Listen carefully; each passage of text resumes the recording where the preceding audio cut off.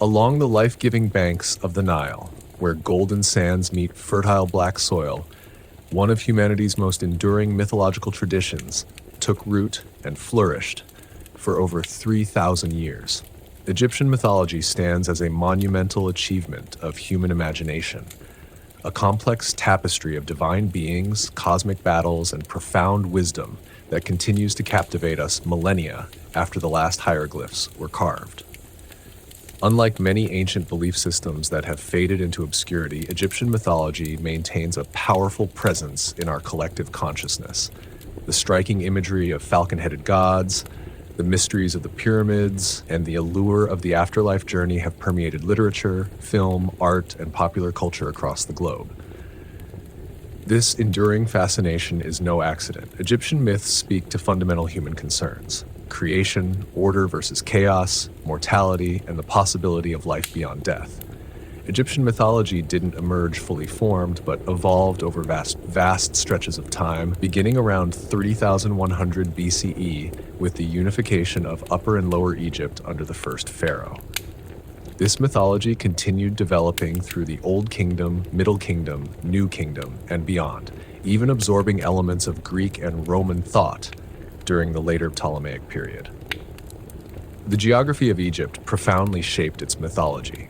The predictable annual flooding of the Nile, which brought fertile silt to an otherwise harsh desert landscape, inspired the Egyptians' emphasis on cycles, renewal, and the restoration of order.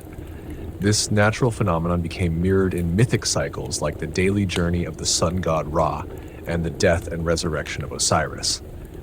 Egyptian mythology was not preserved in a single canonical text like the Bible or the Iliad. Instead, it exists in fragmentary form across thousands of inscriptions, papyri, tomb paintings, temple reliefs, and funerary objects.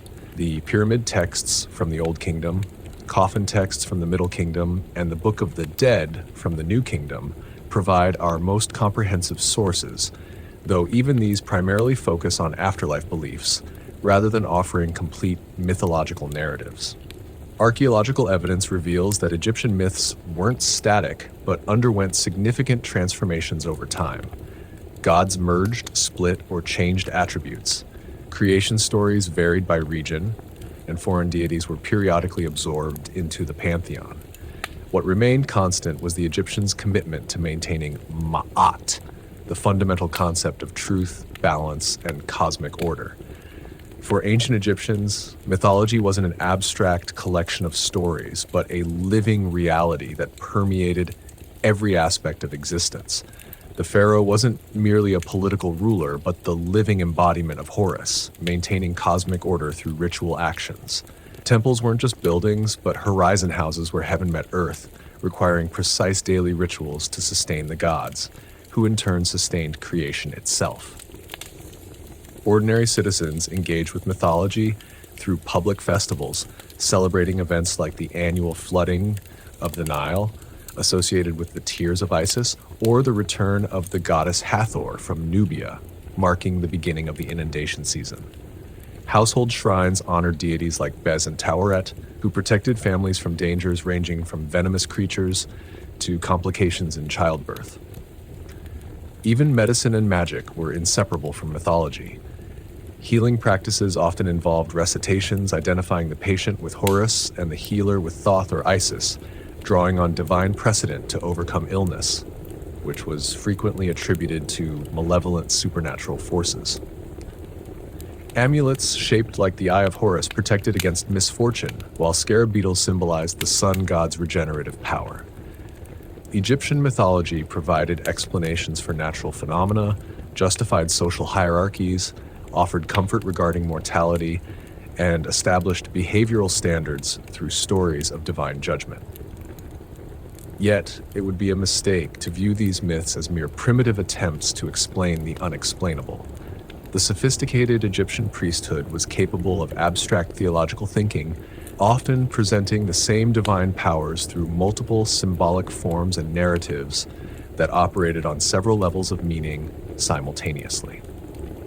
As we embark on this exploration of Egyptian mythology, we'll encounter a world both alien and surprisingly familiar. We'll meet gods with animal heads who nonetheless experience recognizably human emotions. We'll witness creation myths that anticipate scientific concepts by thousands of years. We'll explore a vision of the afterlife so compelling that it influenced subsequent religious traditions. The ancient Egyptians created one of history's longest-lasting civilizations, a culture that maintained remarkable continuity while adapting to changing circumstances. Their mythology similarly balanced conservatism with innovation, preserving core concepts while responding to political, social, and intellectual developments across 3 millennia. Though the last temple to the Egyptian gods closed nearly 1,700 years ago, and the ability to read hieroglyphs was lost until the Rosetta Stone's decipherment in the 19th century, Egyptian mythology never truly died. It lives on, not just in museum exhibitions and scholarly works, but in our ongoing fascination with its profound symbolism and eternal themes. As we journey through this mythological landscape, we'll discover why these ancient stories continue to resonate in our modern world, offering insights into both the Egyptian mind and our shared human condition. In the beginning, before there were gods or humans, before the earth and sky existed, there was only none. The dark, formless, infinite ocean of primordial chaos. From these primordial waters, all creation would emerge, though how this happened varied according to where in Egypt one asked the question. The ancient Egyptians, unlike many other cultures, maintained multiple creation accounts simultaneously, each associated with a powerful cult center, and each emphasizing different aspects of cosmic origins. Rather than competing or contradicting each other, these creation myths were seen as complementary perspectives on a mystery too profound for any single narrative to capture. Most prominent among these creation accounts was the Heliopolitan cosmogony, developed by the priests of Heliopolis, the ancient city of the sun. According to their teachings, the creator deity Atum arose from the chaotic waters of Nun through an act of self-creation. In some versions, the creator emerged upon the primeval mound, the first piece of solid ground to rise from the floodwaters, a powerful image drawn from the annual receding of the Nile's inundation. In others, this primal god took the form of the Benben stone, a pyramid-shaped object that symbolized the first rays of sunlight breaking through darkness. However he first appeared, this self-created deity found himself alone in the cosmos. Being complete within himself, containing both male and female aspects, he was able to produce children without a partner. In a particularly vivid version of the myth, the creator took his phallus in his hand and, through an act of divine masturbation, brought forth his first 2 children, Shu, god of air and dryness, and Tefnut, goddess of moisture. These deities emerged either from the divine semen or, in other versions, from the creator's sneeze and saliva, bodily fluids serving as symbols of divine creative power. Upon their creation, Shu and Tefnut became separated from their father in the dark waters of Nun. Grieving for his lost children, the creator sent his eye, later associated with the goddess Hathor, to search for them. Upon their joyful reunion, his tears of happiness fell to earth and transformed into the first human beings. This touching mythic episode reveals a characteristic Egyptian belief that humanity originated from divine substance, not as slaves to the gods, but as beings related to them through shared essence. Shu and Tefnut, the first divine couple, mated to produce the next generation of gods, Geb, the earth god, and Nut, the sky goddess. These deities were initially joined in a tight embrace, with Nut arched over Geb in cosmic union. Their father Shu then separated them, lifting Nut high above to form the vault of heaven and forcing Geb to lie beneath as the earth. The space between became our world, the realm of air and atmosphere ruled by Shu. Despite their forced separation, Geb and Nut managed to conceive 5 children before being permanently parted: Osiris, Isis, Set, Nephthys, and, in some accounts, Horus the Elder. These 5 deities, together with their ancestors, formed the great Ennead of Heliopolis, the 9 primary gods who would shape Egyptian religion for millennia. The complex relationships, conflicts, and alliances among these deities would generate the rich mythological narratives that defined Egyptian spiritual imagination. A dramatically different creation account developed in Hermopolis, where priests honored the Ogdoad, 8 primordial deities who predated creation itself. These gods existed as 4 complementary pairs of male and female entities, each pair representing different aspects of the pre-creation chaos: Nun and Naunet, the primordial waters; Amun and Amunet, hiddenness and invisibility; He and Howhet, infinity and eternity; and Kek and Kauket, darkness. These 8 gods, typically depicted with frog and serpent heads to symbolize their primitive, pre-creation nature, were believed to have combined their powers to create the cosmic egg from which the sun god emerged upon the primeval mound. In this version, the first light of creation appeared when this cosmic egg hatched, releasing the sun god, often identified as Ra, Khepri, or Thoth, depending on the specific tradition. Some versions of the myth claim that a celestial bird, perhaps an ibis, falcon, or the Bennu bird, the Egyptian phoenix, laid this egg upon the mound, rising from the waters. The moment of hatching marked the first sunrise, the beginning of time, and the birth of ordered existence from primordial chaos. In Memphis, yet another creation theology developed, one that emphasized the intellectual rather than physical generation of the universe. According to the Memphite theology preserved on the Shabaka stone, the creator god Ptah brought the world into being through the power of his heart, mind, and tongue, speech. By conceiving the universe in his mind and speaking it into existence, Ptah created not just physical reality, but also abstract concepts, divine principles, and cultural institutions. This sophisticated creation account presented Ptah as the ultimate source, even of the other creator gods like Atum. The Memphite priests claimed that Ptah had conceived the Ennead in his heart and called them into being with his commanding voice. This creation through divine speech strikingly anticipates the Logos concept in later Greek and Judeo-Christian thought, suggesting the profound philosophical depth of Egyptian theology at its most abstract. While these 3 major cosmogonies, Heliopolitan, Hermopolitan, and Memphite, dominated Egyptian creation mythology, numerous other local traditions flourished throughout the land. In Elephantine, at Egypt's southern border, the ram-headed creator god Khnum was believed to fashion humans on his potter's wheel from clay taken from the Nile. In Esna, the goddess Neith was credited with weaving creation into existence as a divine craftswoman. In Thebes during the New Kingdom, Amun rose to prominence as a creator deity, eventually merging with Ra to become Amun-Ra, king of the gods. Across these varied creation accounts, certain themes consistently emerge. Creation always begins with formless waters and darkness. A primeval mound provides the first solid ground. The creator deity is typically self-generated, arising from nothingness through their own power. And creation itself is not a single act, but an ongoing process that must be continually maintained against the forces of chaos that threaten to reclaim the ordered cosmos. Most tellingly, Egyptian creation myths never include a notion of creation ex nihilo, from nothing. Instead, the creator gods organize, separate, and transform pre-existing chaotic elements into ordered reality. Creation is not making something from nothing, but imposing meaningful structure upon formlessness. This concept reflects the Egyptian experience of their own environment, where agriculture depended on channeling and controlling the Nile's floodwaters to create fertile fields from muddy inundation. The multiplicity of Egyptian creation myths might seem confusing to modern minds, accustomed to seeking single, definitive explanations.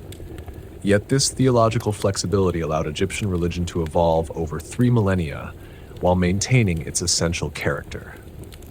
Different creator gods could be syncretized, their stories harmonized, and their symbolic meanings layered without requiring the rejection of previous traditions.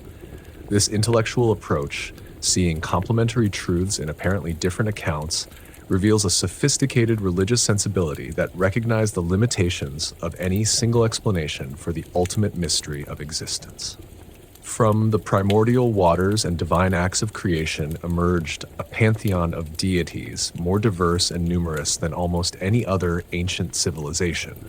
The Egyptians themselves claimed there were 42,042 gods, an obviously symbolic number suggesting limitless divine manifestations.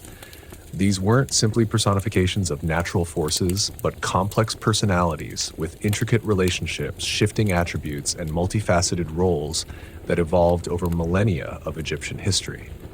At the center of this divine assembly stood Ra, the sun god, whose daily journey across the sky in his solar bark represented the most visible and vital cosmic pattern.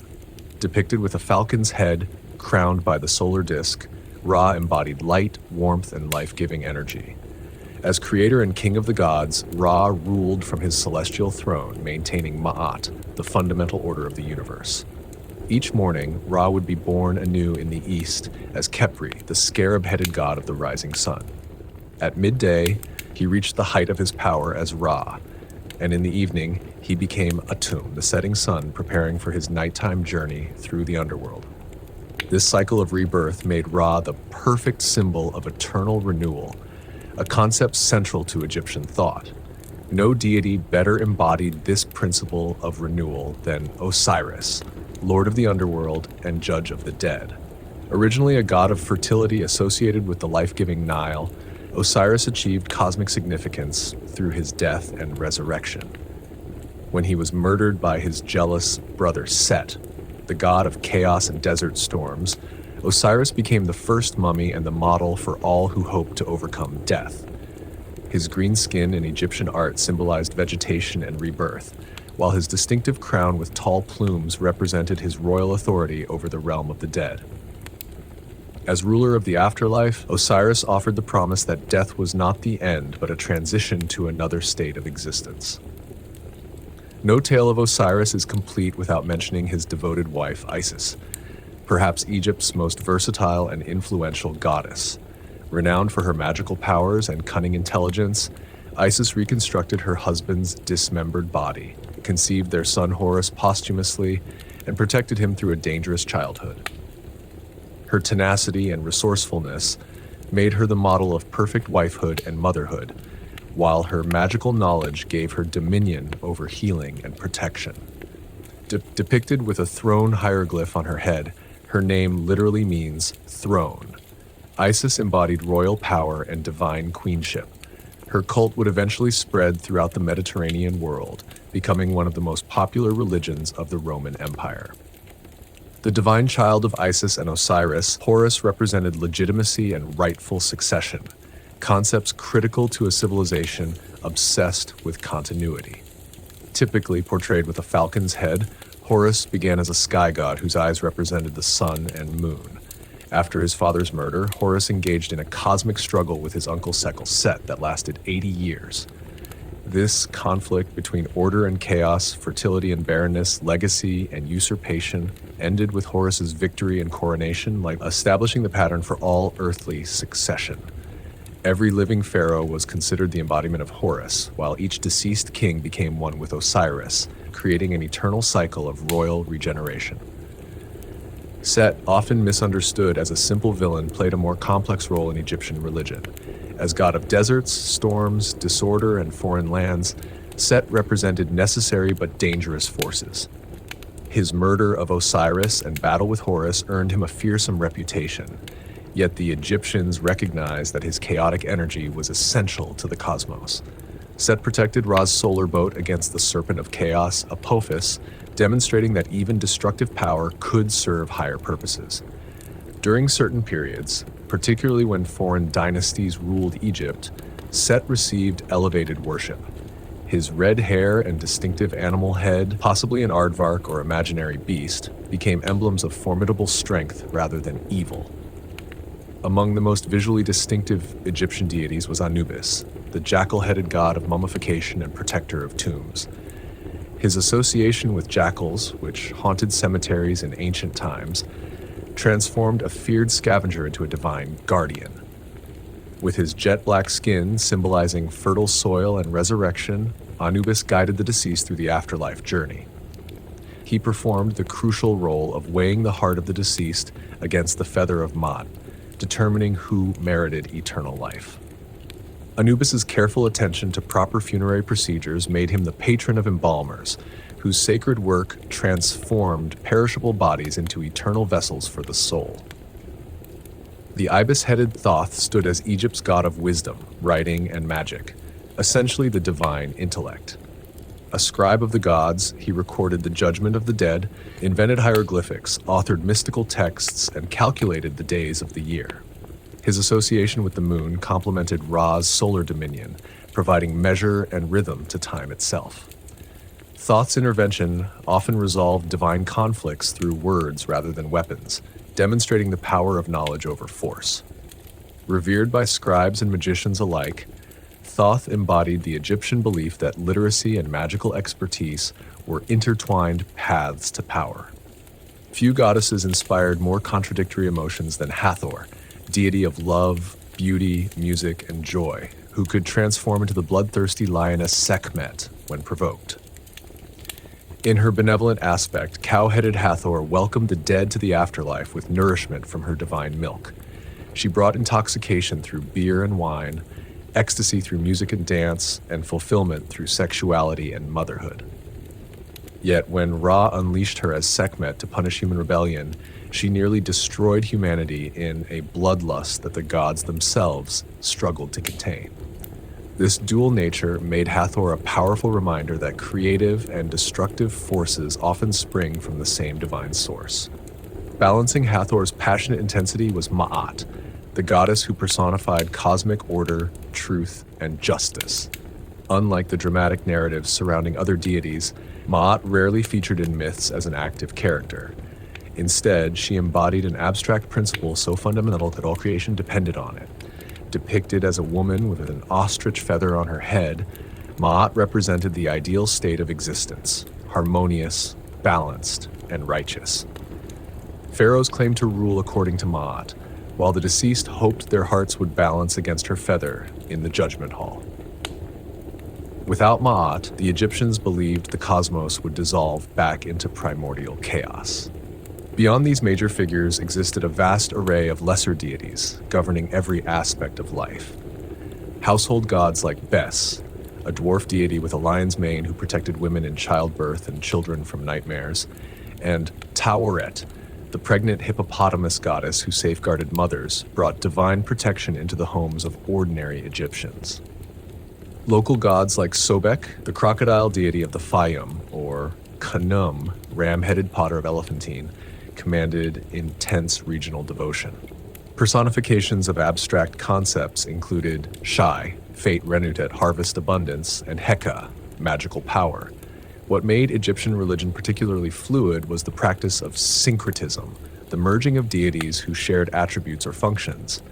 Amun, originally an obscure air god, rose to national prominence after Thebes became the capital, eventually merging with Ra to become Amun-Ra, king of the gods. Similarly, goddesses frequently combined into composite forms like Mut-Bastet, representing different aspects of divine feminine power. Rather than creating theological confusion, these combinations demonstrated the Egyptian understanding that divine reality could manifest in multiple complementary forms simultaneously. The animal associations of Egyptian gods have often been misunderstood as primitive animal worship. In reality, they represented a sophisticated symbolic system. The gods weren't animals, but transcendent beings whose complex attributes could be expressed through animal symbolism. The falcon's keen vision and swift flight perfectly captured Horus's watchful sovereignty. The ibis's probing bill suggested Thoth's penetrating intellect. These animal features, combined with human bodies, created visual theology, instantly recognizable divine attributes in a pre-literate society. Each deity maintained special cult centers where their presence was believed to manifest most powerfully. Ra was worshipped at Heliopolis, Osiris at Abydos, Ptah at Memphis, Amun at Thebes, and Isis at Philae.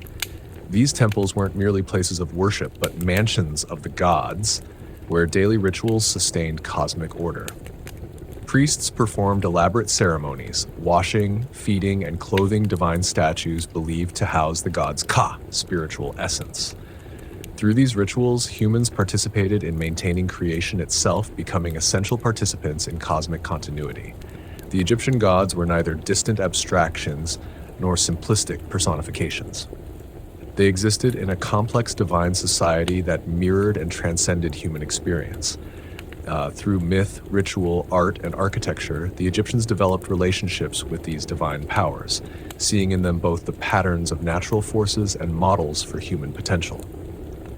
These gods, sometimes majestic, sometimes approachable, always multifaceted, provided a framework for understanding existence that sustained Egyptian civilization for 3,000 years. Among all the narratives woven through Egyptian mythology, none held greater significance than the story of Osiris, a tale of betrayal, devotion, vengeance, and resurrection that profoundly shaped Egyptian concepts of kingship, afterlife, and cosmic order. Unlike many Egyptian myths known only through fragmentary references, the Osiris cycle has come down to us in relatively complete form, primarily through Plutarch's account in his work on Isis and Osiris, supplemented by numerous Egyptian textual and artistic sources spanning 3 millennia. The saga begins in Egypt's primordial past when gods still walked the earth as rulers. Osiris, son of Geb, earth, and Nut, sky, became Egypt's first king, inheriting the throne from his divine ancestors.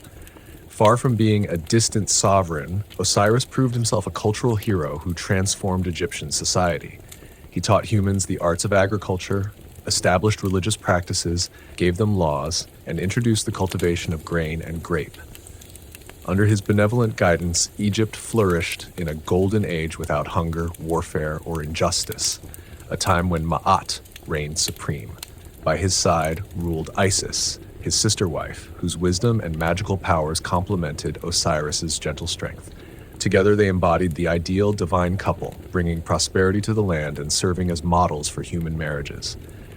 Their harmonious reign, however, awakened the jealousy of their brother Set, whose complex motivations blended personal ambition, resentment of Osiris's popularity, and desire for Isis.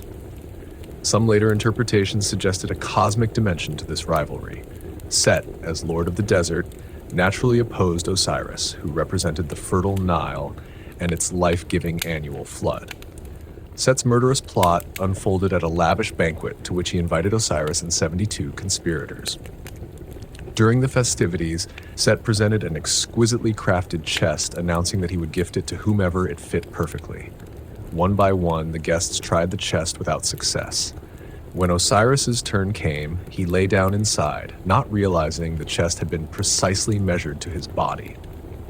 The moment Osiris reclined inside, Set and his co-conspirators slammed the lid shut, sealed it with molten lead, and cast it into the Nile. Thus died Osiris, victim of history's first recorded fratricide, a death that would transform him from an earthly king to the Lord of the Afterlife. Upon learning of her husband's murder, Isis was consumed by grief, yet determined to recover his body and provide proper funerary rites, essential for afterlife existence. Cutting off a lock of her hair, donning mourning garments, and shape-shifting into a bird of prey, Isis began a relentless search that would take her throughout Egypt and beyond. Her lamentations were so powerful that they moved even the sun god Ra to send divine assistance in the form of Anubis, who helped guide her quest. Isis eventually traced the chest to Byblos, a Phoenician coastal city where the waters had carried it. There, the chest had lodged in a tamarisk tree, which grew around it so rapidly that the king of Byblos had the tree cut down and fashioned into a pillar for his palace, unwittingly enshrining Osiris within his royal residence. Through her divine intuition and diplomatic skill, Isis secured permission to remove the chest and return it to Egypt. But the story was far from over. When Set discovered that Isis had recovered Osiris's body, he was infuriated. Seizing the corpse, he tore it into 14 pieces, which he scattered throughout Egypt, believing this dismemberment would prevent any resurrection. This act symbolically mirrored the 14 days during which the moon wanes from full to new, one of many astronomical dimensions to the myth. Undeterred, Isis once again set forth, this time joined by her sister Nephthys to recover the scattered parts of her husband. The two goddesses traveled in a papyrus boat searching the marshlands and riverbanks of Egypt. At each location where they found a piece of Osiris, they built a shrine, explaining the origin of many sacred sites throughout Egypt. In some versions, they recovered 13 pieces, with only the phallus remaining lost, consumed by Nile fish, which thereafter became taboo for priests to eat. Isis crafted a replacement phallus from gold, symbolizing Osiris's continued creative power even in death. With her unparalleled magical knowledge, Isis reassembled Osiris's body, wrapped him in linen bandages, creating the first mummy, and performed funerary rites with the assistance of Anubis.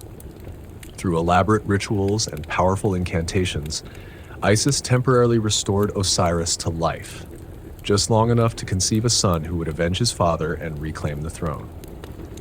This miraculous posthumous conception produced Horus, whose very name means the distant one, referring either to his falcon aspect soaring in the sky or to his conception after his father had become distant in death.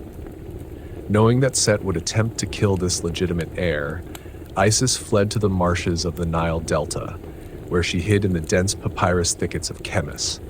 There, amid crocodile-infested waters and malarial swamps, she raised her son in secret, protecting him from Set's constant searches. The perils of his childhood were many. Scorpion stings, serpent bites, and diseases all threatened the divine child, giving rise to a rich collection of magical texts aimed at healing children by identifying them with the young Horus. In each instance of danger, Isis used her magical prowess to save her son, sometimes with the assistance of other deities like Thoth, who provided healing wisdom. As Horus grew to manhood, he prepared himself for the inevitable confrontation with Set, training in combat and divine magic. When he reached maturity, Horus emerged from hiding to claim his hereditary throne. What followed was not a simple battle, but a prolonged legal and physical struggle that the Egyptians called the contentions of Horus and Set, documented in texts like the Chester Beatty Papyrus and depicted on temple walls throughout Egypt. This epic conflict, lasting 80 years in some accounts, encompassed both physical combat and legal proceedings before a divine tribunal. The gods themselves became divided, with some supporting Horus's legitimate claim and others favoring Set's argument that he deserved the throne by right of strength and experience. Ra often wavered, sometimes favoring his elder descendant Set, while deities like Thoth and Isis advocated persistently for Horus. The struggle featured multiple episodes of deception, violence, and even sexual conflict. In one particularly shocking incident, Set attempted to dominate Horus sexually, but Horus managed to catch Set's semen in his hand, which Isis then cast into the marshes. In retaliation, Isis helped Horus collect his own semen and placed it on lettuce leaves that Set unknowingly consumed, a humiliation that, when discovered, severely weakened Set's claim to dominance. Another famous episode involved literal combat, during which Set tore out Horus's left eye, while Horus removed Set's testicles. Thoth magically restored Horus's eye, which became the famous Wedjat eye, a powerful symbol of healing and protection in Egyptian culture. Horus then offered this restored eye to his deceased father Osiris, an act of filial piety that temporarily reinvigorated Osiris in the underworld and became the mythological precedent for offering rituals. Eventually, the divine tribunal, persuaded partly by an eloquent letter from the deceased Osiris, ruled in favor of Horus.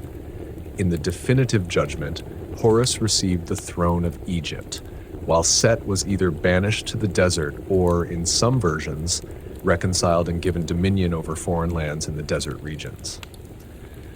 This resolution established the fundamental pattern for Egyptian kingship. Each living pharaoh was considered the incarnation of Horus, while each deceased king became identified with Osiris. Meanwhile, Osiris assumed his eternal role as ruler of the Duat, underworld, and judge of the dead. Having experienced death himself, he became the perfect arbiter for departed souls. His own resurrection, though different from living restoration, as he remained in the underworld rather than returning to earthly life, provided the model for all Egyptians who hoped for eternal existence through proper mummification, funerary rituals that paralleled those performed for Osiris, and moral living according to Maat. Egyptians believed they could become an Osiris after death. The Osiris myth's influence extended far beyond theological spheres into Egyptian daily life. Annual festivals reenacted elements of the story, particularly at Abydos, where Osiris's head was said to be buried. Agricultural cycles were interpreted through the myth's lens. The growing grain, representing Osiris's resurrection, the life-giving Nile flood identified with the tears of Isis. Funerary practices for everyone from pharaohs to commoners followed patterns established in the myth, while amulets shaped like the Djed pillar, Osiris's backbone, provided magical protection based on the god's resurrection power. What makes the Osiris myth particularly significant is its comprehensive address of universal human concerns. It explains natural phenomena, the Nile flood, agricultural cycles, celestial movements, establishes social institutions, kingship, succession, justice, confronts existential fears, death, dismemberment, oblivion, and offers hope, resurrection, eternal life, and divine justice. Through this single narrative cycle, Egyptians found a framework for understanding both cosmic patterns and personal destiny, bridging the gap between nature's impersonal forces and humanity's quest for meaning. The story's emotional resonance remains powerful even today. The murdered innocent, the grieving widow, the orphaned son seeking justice, the triumph of legitimacy over brute force, and above all, the promise that death itself can be overcome through proper action and divine assistance. While ancient Egyptian civilization has passed into history, the Osiris myth continues to echo through world culture, a testament to its profound engagement with the deepest human hopes and fears. While the Osiris myth addressed the mysteries of death and renewal, equally central to Egyptian cosmology was the daily journey of Ra, a cosmic drama played out in the sky that served as the most visible manifestation of divine order. For the ancient Egyptians, the sun wasn't merely an astronomical object, but a living god whose movements structured time, sustained life, and demonstrated the eternal cycle of existence. This solar theology developed into one of the most elaborate mythological systems in the ancient world, spawning rich iconography and ritual practices that dominated Egyptian religious life. Each dawn, as the eastern horizon brightened, the Egyptians witnessed the birth of Khepri, the scarab-headed manifestation of the morning sun. Like the sacred dung beetle that rolls balls of manure containing its eggs, Khepri was seen to roll the solar disk across the sky, embodying the principle of spontaneous creation and emergence. His name, derived from the Egyptian verb kheper, meaning to come into being, was a perfect description of the sun's daily rebirth. For the Egyptians, each sunrise represented a microcosm of the original creation, a triumph of order over darkness and chaos. As the sun climbed higher, Khepri transformed into Ra at his full strength, sovereign of the daytime sky. From his solar bark called the Manjet, boat of millions of years, Ra surveyed his creation, providing warmth, light, and the conditions necessary for all life. This celestial journey wasn't made alone. Ra was accompanied by a divine entourage, including Sia, divine perception, Hu, divine utterance, Heka, magical power, and sometimes Thoth as navigator. Together, they represented the qualities through which divine will manifested in the cosmos. The sun's journey across the sky paralleled the life cycle, powerful ascent in youth, majestic zenith in maturity, and gradual descent in old age. By afternoon, Ra began aging, eventually becoming Adam, the setting sun who descended toward the western horizon. As Ra Adam, he appeared as an elderly man, still regal but diminished in strength, representing the natural progression toward death, even for the greatest beings. This daily visual reminder of mortality reinforced the Egyptians' preoccupation with life cycles and regeneration. But for the Egyptians, sunset did not mean the sun god's death. Rather, it marked the beginning of his most perilous and significant journey. As darkness fell, Ra boarded a second boat, the Mesektet, evening bark, to navigate the dangerous underworld known as the Duat. This nighttime voyage, elaborately detailed in funerary texts like the Amduat, that which is in the underworld, and the Book of Gates, represented both the sun's invisible path beneath the earth and the human soul's journey after death. The Duat was divided into 12 regions, corresponding to the 12 hours of the night, each containing unique challenges, inhabitants, and topography. As Ra progressed through these hours, he encountered both allies and enemies. Friendly deities pulled his boat with ropes, deceased souls who had achieved vindication basked in his rejuvenating light, and protective spirits stood guard against chaotic forces. The fortunate dead could join Ra's entourage, literally boarding the solar bark to share in his eternal cycle of renewal, the ultimate afterlife aspiration for many Egyptians. The most dramatic moment in this nocturnal journey occurred in the deepest hour of night when Ra confronted Apophis, also called Apep, an enormous serpent embodying chaos and non-existence. Unlike the gods who represented aspects of creation, Apophis was anti-creation itself, the force that threatened to dissolve all existence back into primordial chaos. Each night, Apophis attempted to halt Ra's journey by drinking the waters in which the solar bark sailed, or by coiling around Ra to suffocate his divine light. This cosmic battle represented existence's fundamental struggle against entropy and dissolution. To overcome Apophis, Ra relied on his divine companions, particularly Set, whose chaotic but powerful nature made him the perfect adversary for the Chaos Serpent. With spears and knives, the gods in Ra's entourage would battle Apophis, cutting him into pieces. Yet, like chaos itself, Apophis could never be permanently destroyed. He regenerated each night, emphasizing the eternal vigilance required to maintain cosmic order. After this climactic confrontation, Ra began his revitalization in the later hours of night. He merged with Osiris, temporarily uniting solar and chthonic regenerative powers. This mystical union allowed Ra to absorb the rejuvenating energies of the underworld while simultaneously bringing vital light to the deceased who dwelt there. The meeting of these two great gods, one representing celestial cycles, the other terrestrial renewal, created a perfect symbol of Egyptian religious syncretism and the interconnectedness of all regenerative processes. By the 12th hour, Ra completed his transformation back into Khepri, ready to be reborn. Depicted as an elderly man in the evening, a ram-headed god at midnight, and a scarab beetle toward dawn, Ra's changing forms throughout the night visually emphasize the transformative nature of his journey. As he approached the eastern horizon, the sun god was typically shown as an infant within a solar disk, ready to be reborn into the daytime sky. This rebirth was sometimes depicted as emerging from the body of Nut, the sky goddess, who had swallowed the sun at dusk and given birth to it again at dawn. The solar cycle fundamentally shaped Egyptian concepts of time. Unlike linear time with its unrepeatable moments, the sun's daily journey demonstrated cyclical time, eternal repetition with the possibility of renewal. This cosmic pattern provided comfort in a world where human life was often short and precarious. If even the great sun god had to descend into darkness yet always return, perhaps human souls too could navigate the perils of death and achieve rebirth.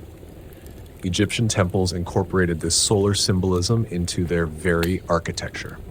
Many temples were aligned on an east-west axis, allowing the rising sun to illuminate their innermost sanctuaries on significant dates.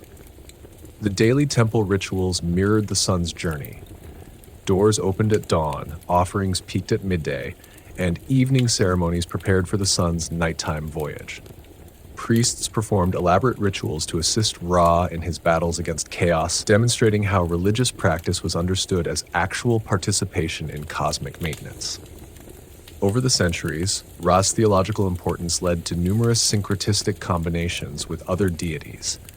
As Amun-Ra, he united with the hidden creator god of Thebes to become a transcendent solar deity who combined the invisibility of air with the visibility of sunlight.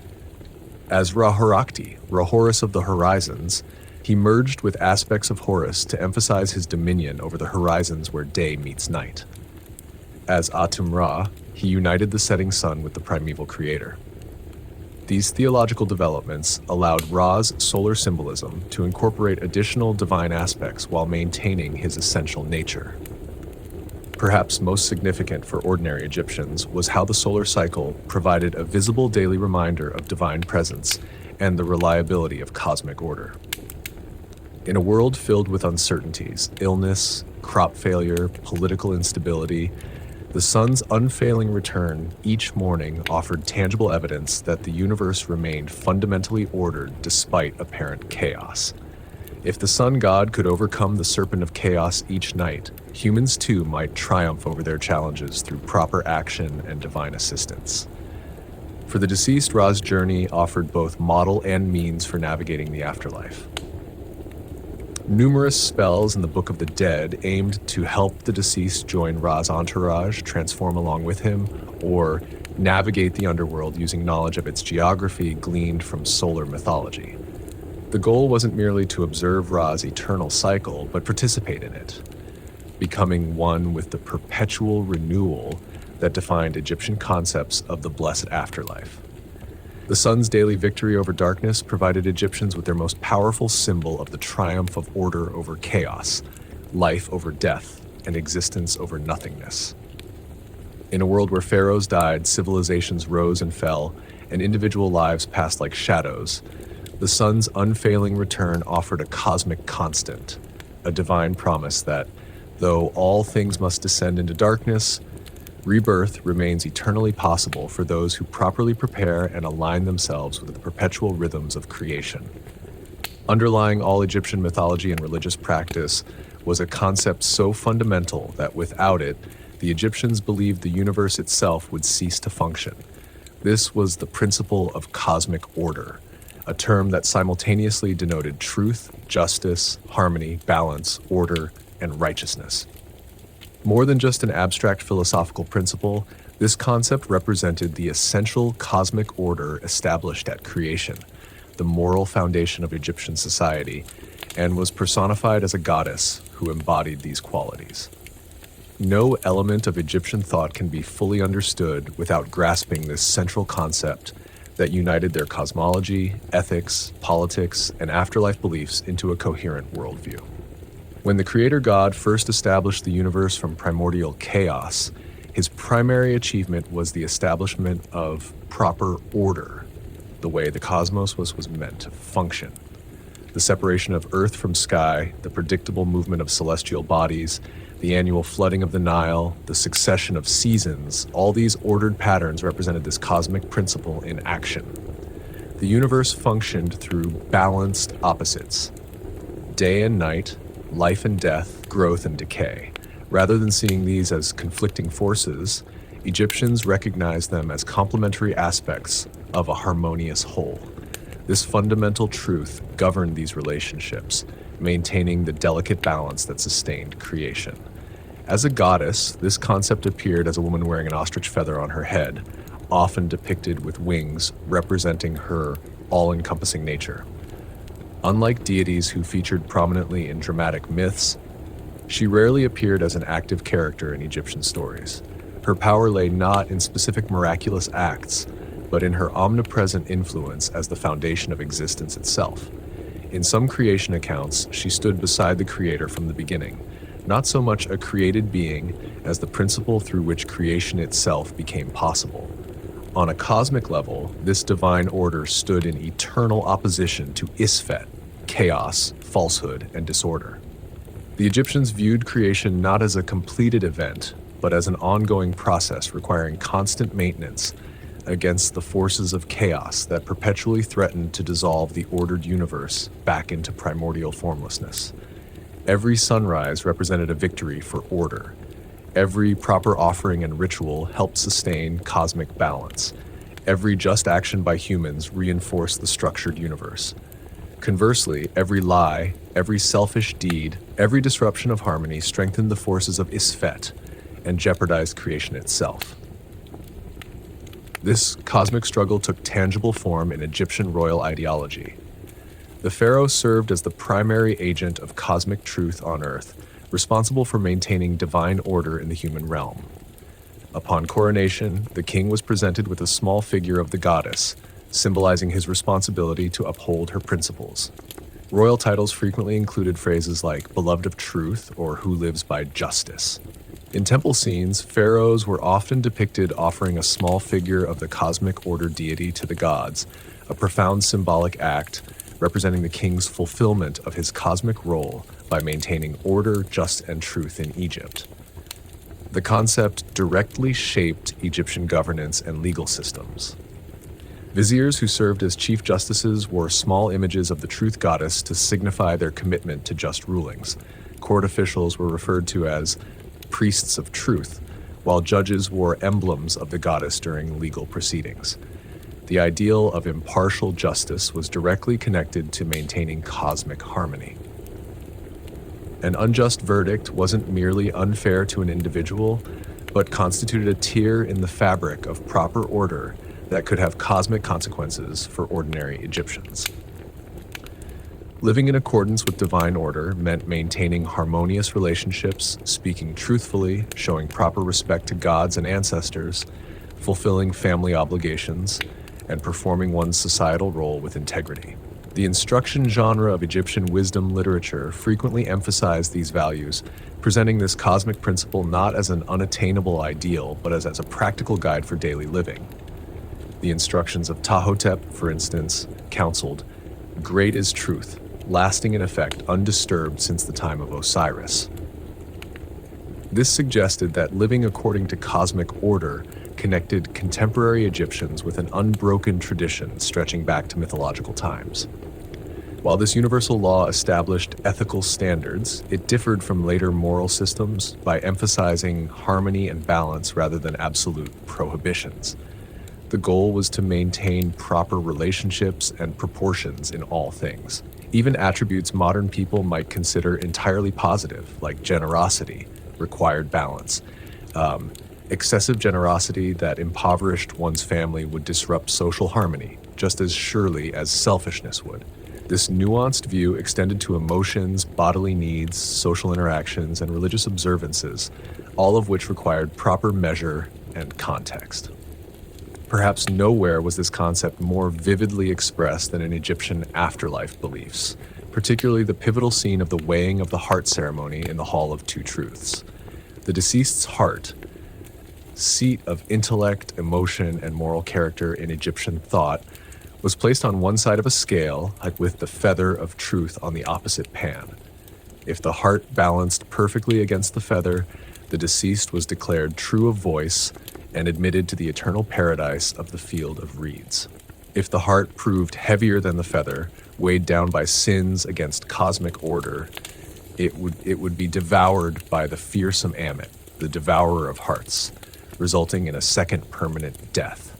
This judgment scene, depicted in countless copies of the Book of the Dead, powerfully illustrated how the principle of universal balance connected cosmic order with individual moral responsibility. Before the weighing, the deceased recited the famous negative confession, more accurately translated as the Declaration of Innocence, listing dozens of transgressions against divine harmony they had not committed. I have not stolen. I have not killed. I have not lied. I have not caused pain. I have not disturbed the offerings to the gods, and so forth. This comprehensive list demonstrated how righteous living governed every aspect of behavior, from religious observance to social interactions to personal integrity. The Egyptians understood that no human could perfectly embody divine truth in every moment. They weren't seeking moral perfection so much as a life generally aligned with cosmic order. In the judgment scene, the god Thoth recorded the scale's verdict, while Osiris made the final judgment, often with 42 divine assessors representing different aspects of righteous existence. Anubis might adjust the scales slightly, suggesting a compassionate element in divine judgment that recognized human limitations. What mattered was the overall weight of one's life, whether one had predominantly supported or undermined the cosmic order. For the Egyptians, this afterlife judgment wasn't a distant theological abstraction, but a practical concern that shaped daily decisions. Autobiographical inscriptions in non-royal tombs frequently emphasize the deceased's adherence to truth. I spoke honestly. I acted justly. I gave bread to the hungry, water to the thirsty, clothes to the naked. I was a husband to the widow, a father to the orphan. These weren't mere boasts, but essential spiritual preparations, establishing the deceased's worthiness for eternal life through demonstration of their alignment with cosmic order. The concept of truth and justice evolved over Egypt's long history while maintaining its essential meaning. During the tumultuous First Intermediate Period, when central authority collapsed and social order disintegrated, literature reflected anxiety about the apparent triumph of Isfet, chaos, over righteous harmony. The admonitions of Ra lamented that truth is cast out, Isfet is in the midst of the council chamber, describing a world turned upside down where the poor became rich, the rich became poor, and traditional values appeared meaningless. This text reveals how closely Egyptians associated proper order with social stability and natural hierarchy. When order was restored in the Middle Kingdom, royal propaganda emphasized the pharaoh's role in re-establishing divine harmony after chaos. Later, during the religious innovations of Akhenaten's reign, even this radical pharaoh claimed to live by truth, despite overturning traditional pantheons. In the late period, as Egypt faced foreign domination, the principle of cosmic balance increasingly became connected with nationalist sentiment, maintaining traditional Egyptian values against outside influences. Throughout these changes, the essential concept remained. Cosmic order required constant maintenance through proper action at both royal and individual levels. The power of this unifying principle lay in its multifaceted nature. It simultaneously addressed cosmic concerns, the functioning of the universe, social questions, how people should interact, political matters, the basis of royal authority, ethical issues, personal behavior, and religious beliefs, requirements for the afterlife. By connecting these domains through a single overarching concept, Egyptian civilization achieved a remarkable integration of cosmology and ethics, where personal morality directly participated in maintaining universal order. This holistic worldview helps explain the remarkable stability of Egyptian civilization across 3 millennia, despite invasions, occasional internal collapses, and gradually evolving theology. The cosmic truth concept provided cultural continuity, an ethical and cosmic foundation that remained recognizable from pre-dynastic times through the Roman period. While specific expressions of religion changed, the fundamental understanding that humans participated in maintaining cosmic order through truthful living remained constant. Perhaps most striking to modern sensibilities is how this Egyptian principle unified domains we typically separate: science and religion, ethics and physics, personal morality and cosmic functionality. For Egyptians, the ordered movements of stars, the predictable flooding of the Nile, the succession of seasons, just governance, truthful speech, and ethical treatment of others all express the same fundamental principle. Living by divine truth meant aligning oneself with the essential nature of the cosmos, a profound spiritual concept that anchored individual human lives within the grand cosmic order. The practical expression of this principle extended into legal and administrative systems. Court officials were literally called priests of truth, wearing small amulets of the goddess during proceedings to symbolize their commitment to just outcomes. Legal documents concluded with phrases invoking these principles, while oath-taking invoked the deity as a witness.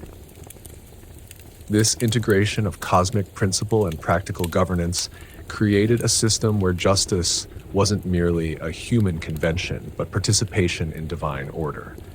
Even tax collection was conceptualized as maintaining the proper distribution of resources according to a balanced proportion, rather than merely funding state operations. The artistic representation of the goddess conveyed her fundamental nature through elegant symbolism, typically depicted as a woman wearing a single ostrich feather on her head, the same feather used in the weighing of hearts. Her human form with minimal divine attributes emphasized her accessibility. Unlike gods depicted with elaborate crowns or animal features, her simple presentation suggested her fundamental nature. The ostrich feather itself symbolized both lightness, contrasting with the heavy heart of the unrighteous, and air, breath, the essential element of life, given at creation that properly returned to the divine source through truthful living. Literary texts expanded the concept beyond ritual contexts into practical wisdom. The instruction genre of literature frequently centered on righteous living as its organizing principle, with texts like the Instruction of Tahotep advising, Great is truth, enduring in effect. It has not been disturbed since the time of Osiris.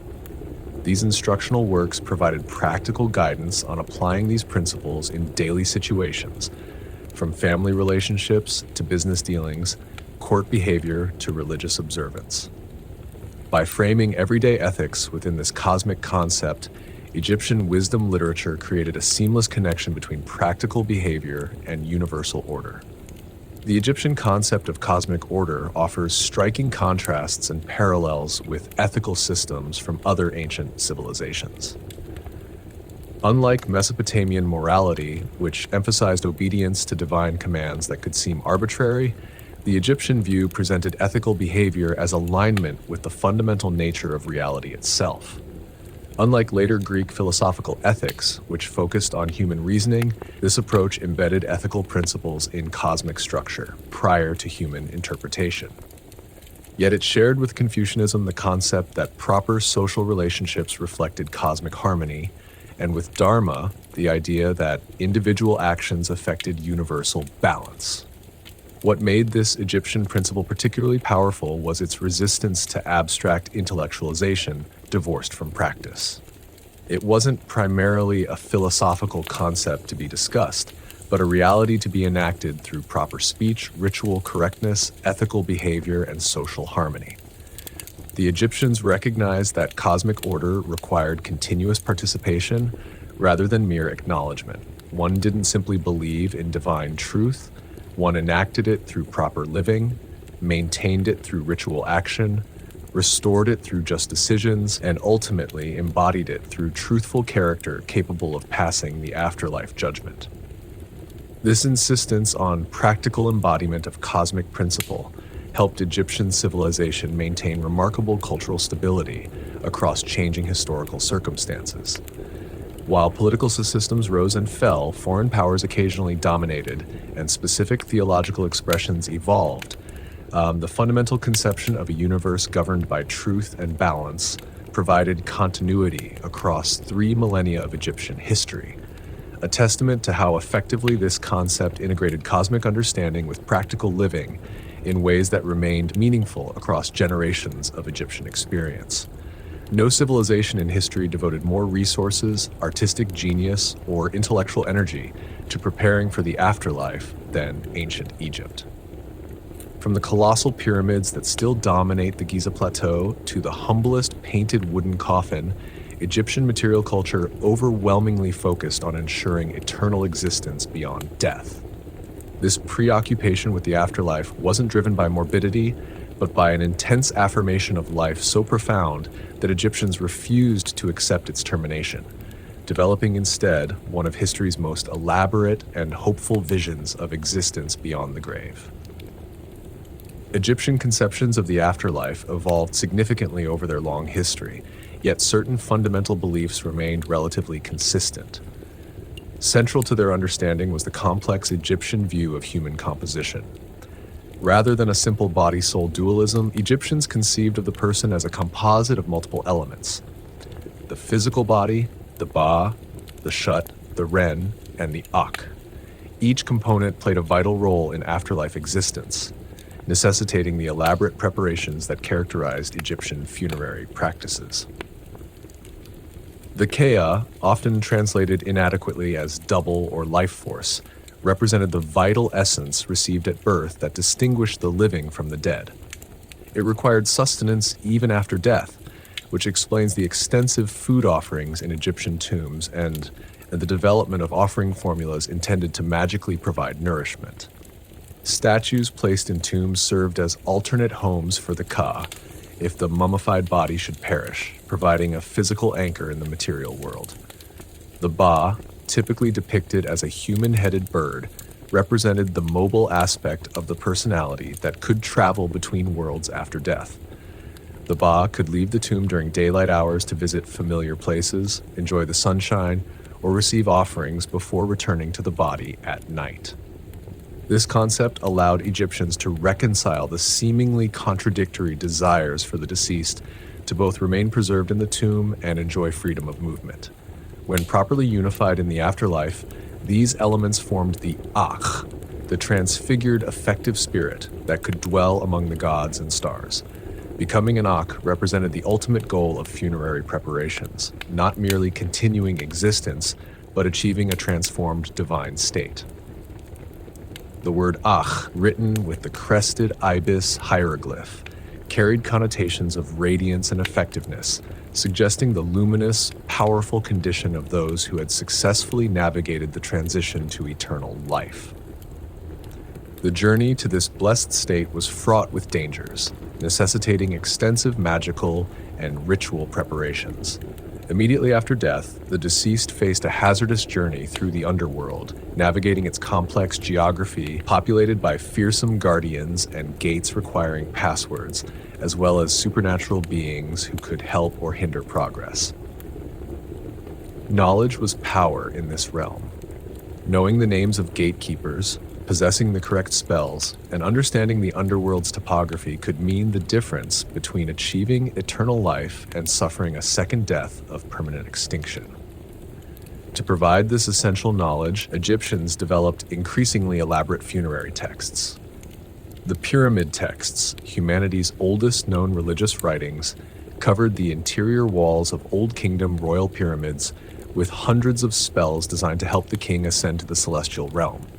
These texts reflected an early conception of the royal afterlife, primarily associated with the stars, particularly the imperishable circumpolar stars that never set below the horizon, symbolizing eternal, unchanging existence.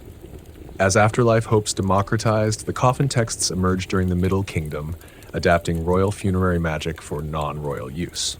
Inscribed primarily on coffins, these spells helped ordinary Egyptians navigate the underworld and transform into effective spirits. By the New Kingdom, these evolved into the Book of the Dead, more accurately translated as the Book of Coming Forth by Day.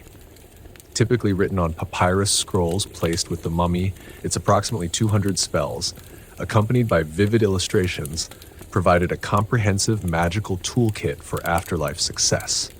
Transforming into animals to overcome obstacles, breathing air in the underworld, preventing the heart from testifying against its owner, and ensuring proper nourishment. Complementing these portable texts, elaborate guidebooks to the underworld adorned New Kingdom royal tombs. Works like the Amduat, the Book of Gates, and the Book of Caverns mapped the underworld's 12 divisions, corresponding to the 12 hours of night, detailing the sun god's nocturnal journey with which the deceased hoped to unite. These compositions combined practical navigation information with profound theological reflections on transformation, rebirth, and the cyclical nature of existence. The ultimate challenge in the afterlife journey came in the Hall of Two Truths, where the deceased faced judgment before Osiris and 42 divine assessors. Here occurred the pivotal weighing of the heart ceremony, where the heart, the seat of conscience and character, was balanced against the feather of Mot. The outcome determined whether one would achieve a blessed afterlife or face oblivion. This judgment scene powerfully connected ethical behavior during life with afterlife prospects, creating a practical incentive for moral living that reinforced social harmony. For those who successfully passed judgment, several afterlife destinations awaited, often blended in Egyptian thought rather than seen as mutually exclusive. The field of reeds, Aru, offered an idealized version of Egyptian agricultural life, where the deceased could plow, sow, and harvest eternally abundant crops without the hardships of earthly farming. The field of offerings provided an eternal banquet where one received divine sustenance. For the most blessed, joining Ra's solar bark allowed participation in the eternal cosmic cycle, while going forth by day permitted return to the earthly realm to enjoy its pleasures during daylight hours. To facilitate this complex afterlife, Egyptians developed the world's most sophisticated preservation techniques for the human body. Mummification evolved from simple desert burials, where hot sand naturally desiccated corpses, to an elaborate 7-day procedure involving evisceration, desiccation with natron salt, resin application, wrapping with hundreds of meters of linen, and protective amulets placed between the layers. The culminating opening of the mouth ceremony ritually reanimated the mummy, restoring its senses and ability to receive offerings. This preserved body provided a permanent anchor for the nightly return and an eventual reunion with other spiritual elements. The substantial investment in tomb preparation, even by non-elite Egyptians, demonstrates how integral afterlife beliefs were to Egyptian culture.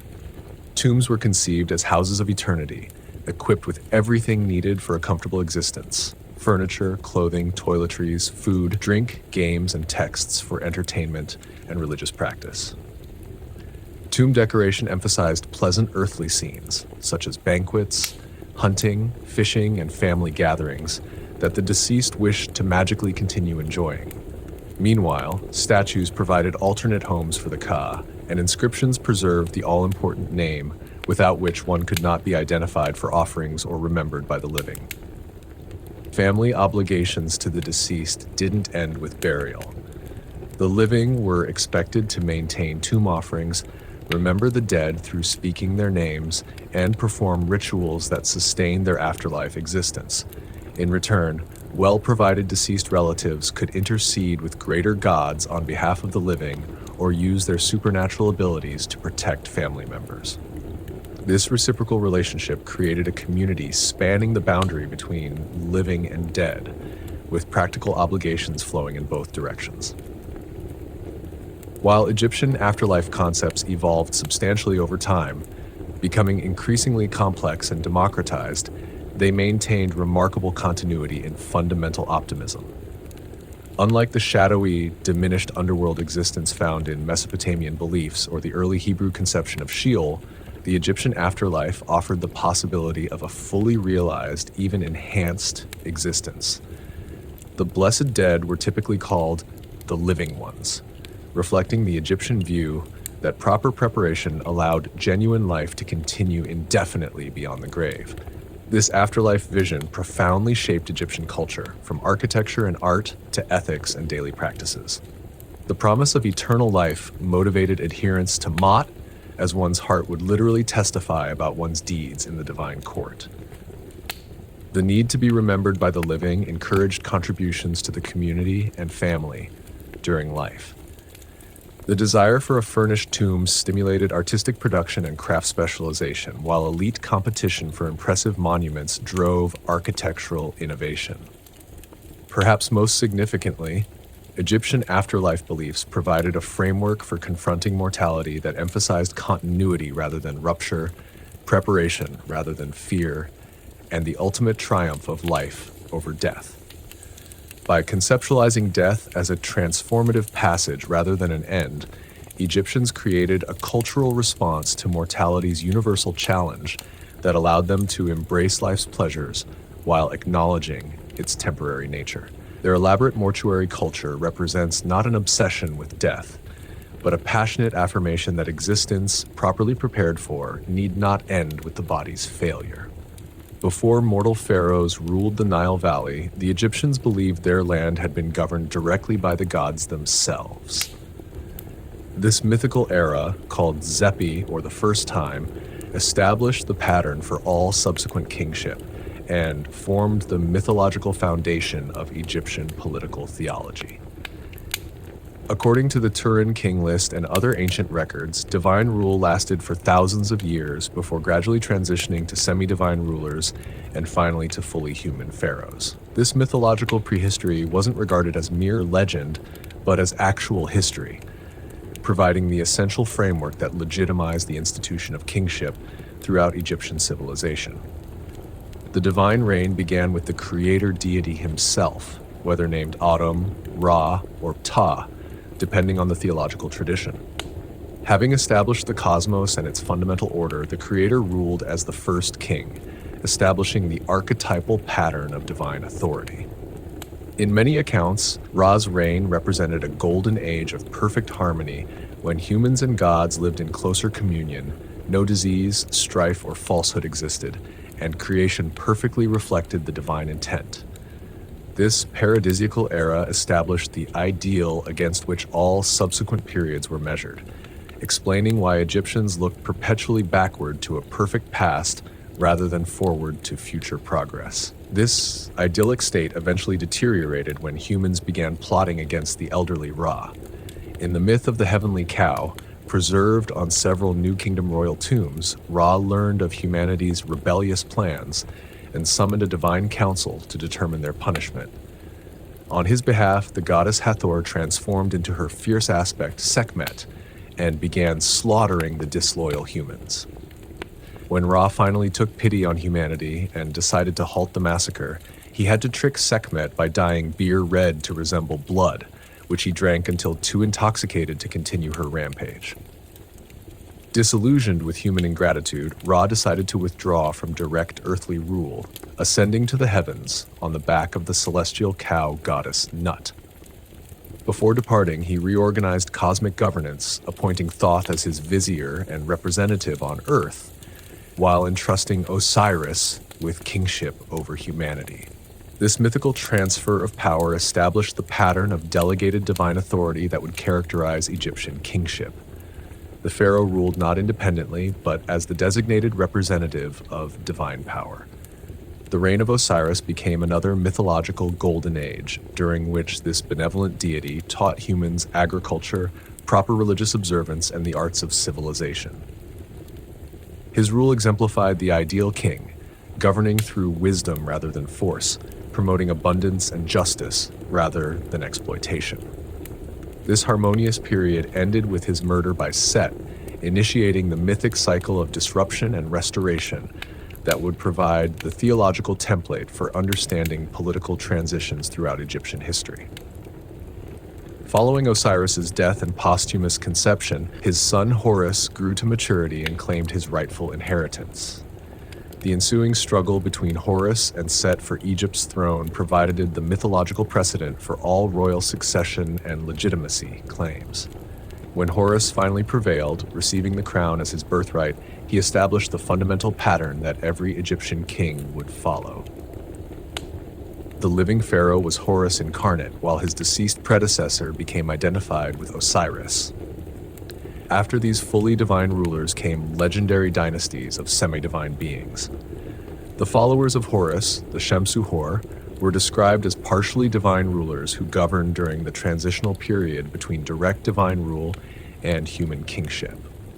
Archaeological evidence suggests these might represent actual pre-dynastic rulers whose achievements were later mythologized. Each historical dynasty claimed connection to these semi-divine predecessors, creating an unbroken chain of authority stretching back to the gods themselves. This mythological history wasn't merely cultural background, but formed the theological foundation for the institution of pharaonic rule. Unlike neighboring cultures, where kings might be described as favored by the gods or adopted by deities, Egyptian pharaohs were literally divine. The god Horus physically present on earth in human form.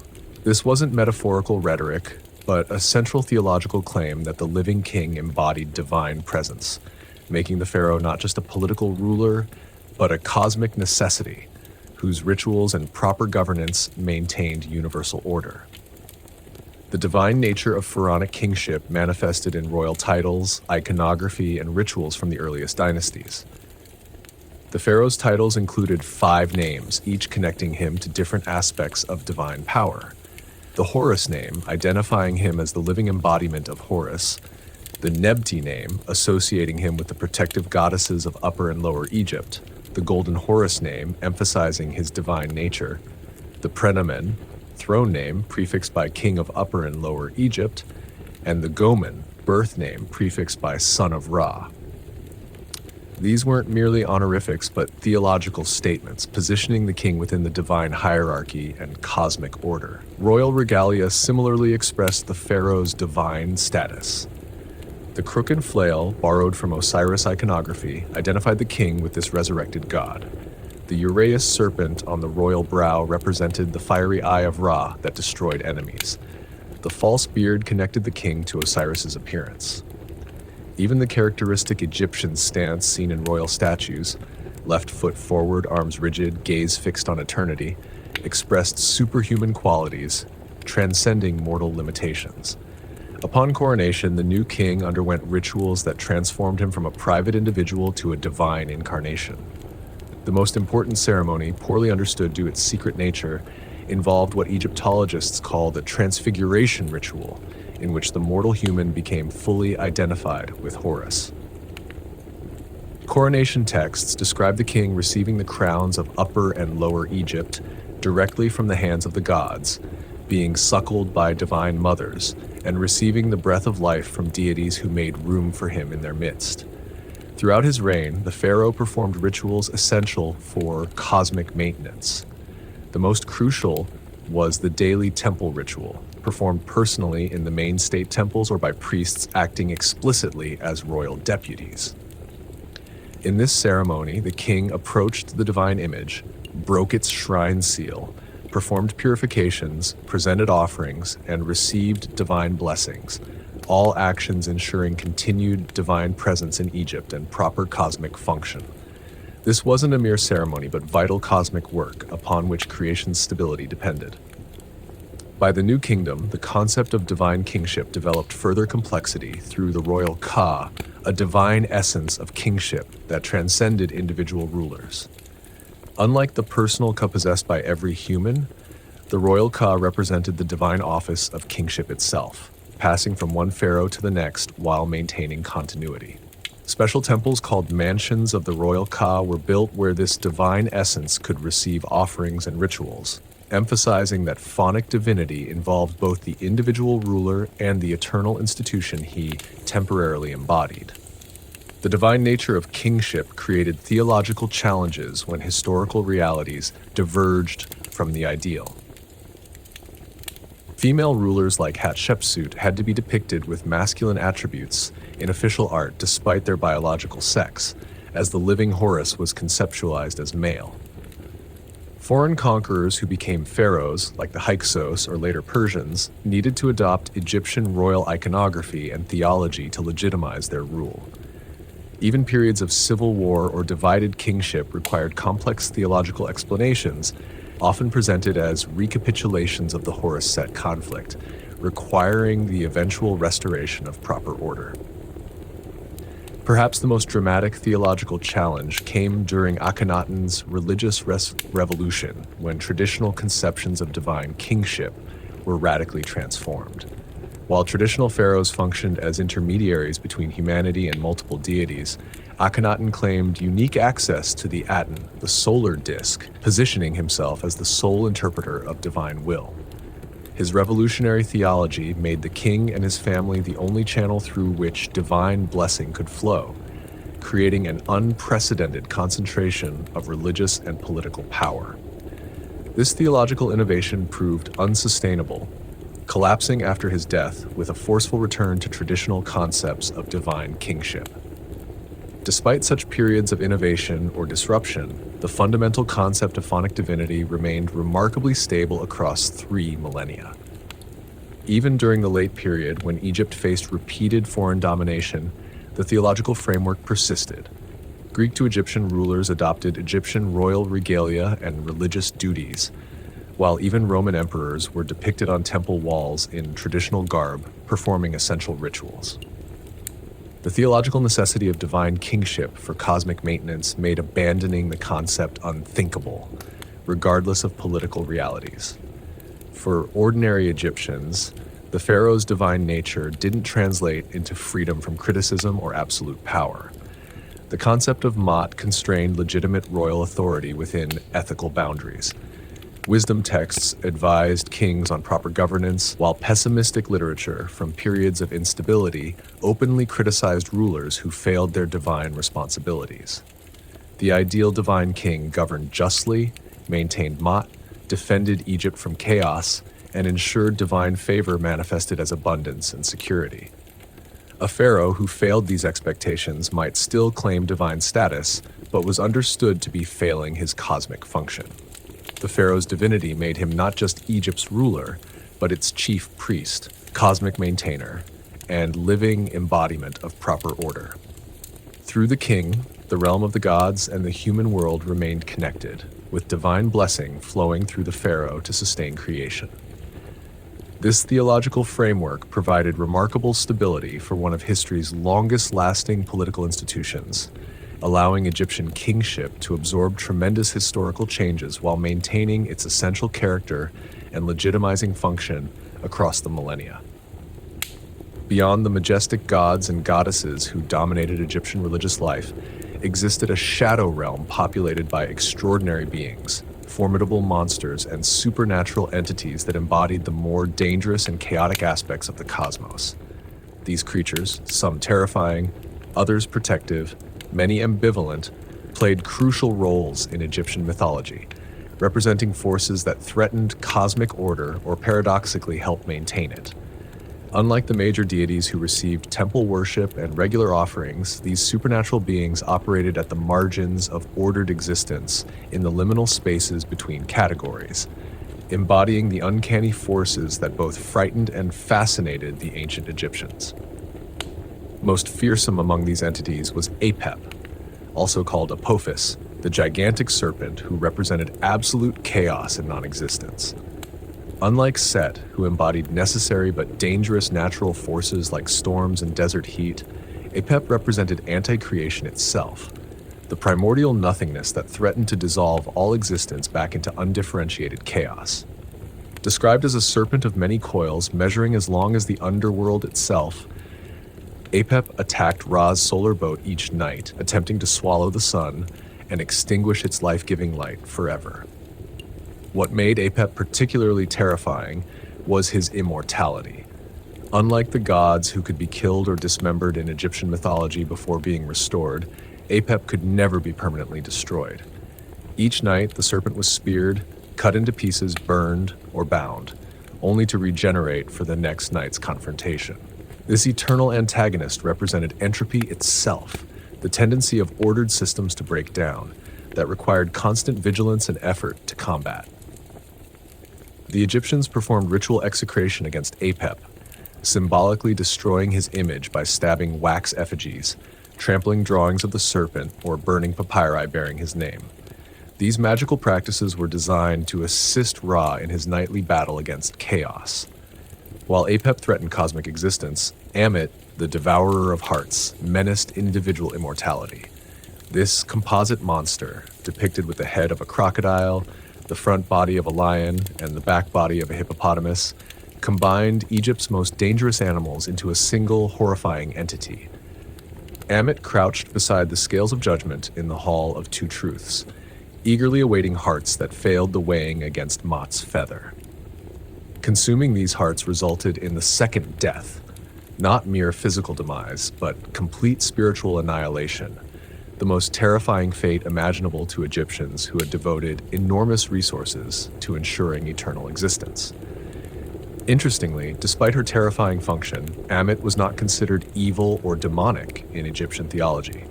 Rather, she performed a necessary cosmic function by eliminating those elements that threatened Mot through their ethical misconduct. She never received worship or offerings, yet temple entombmages depicted her with remarkable consistency across centuries, demonstrating her essential place in Egyptian afterlife beliefs.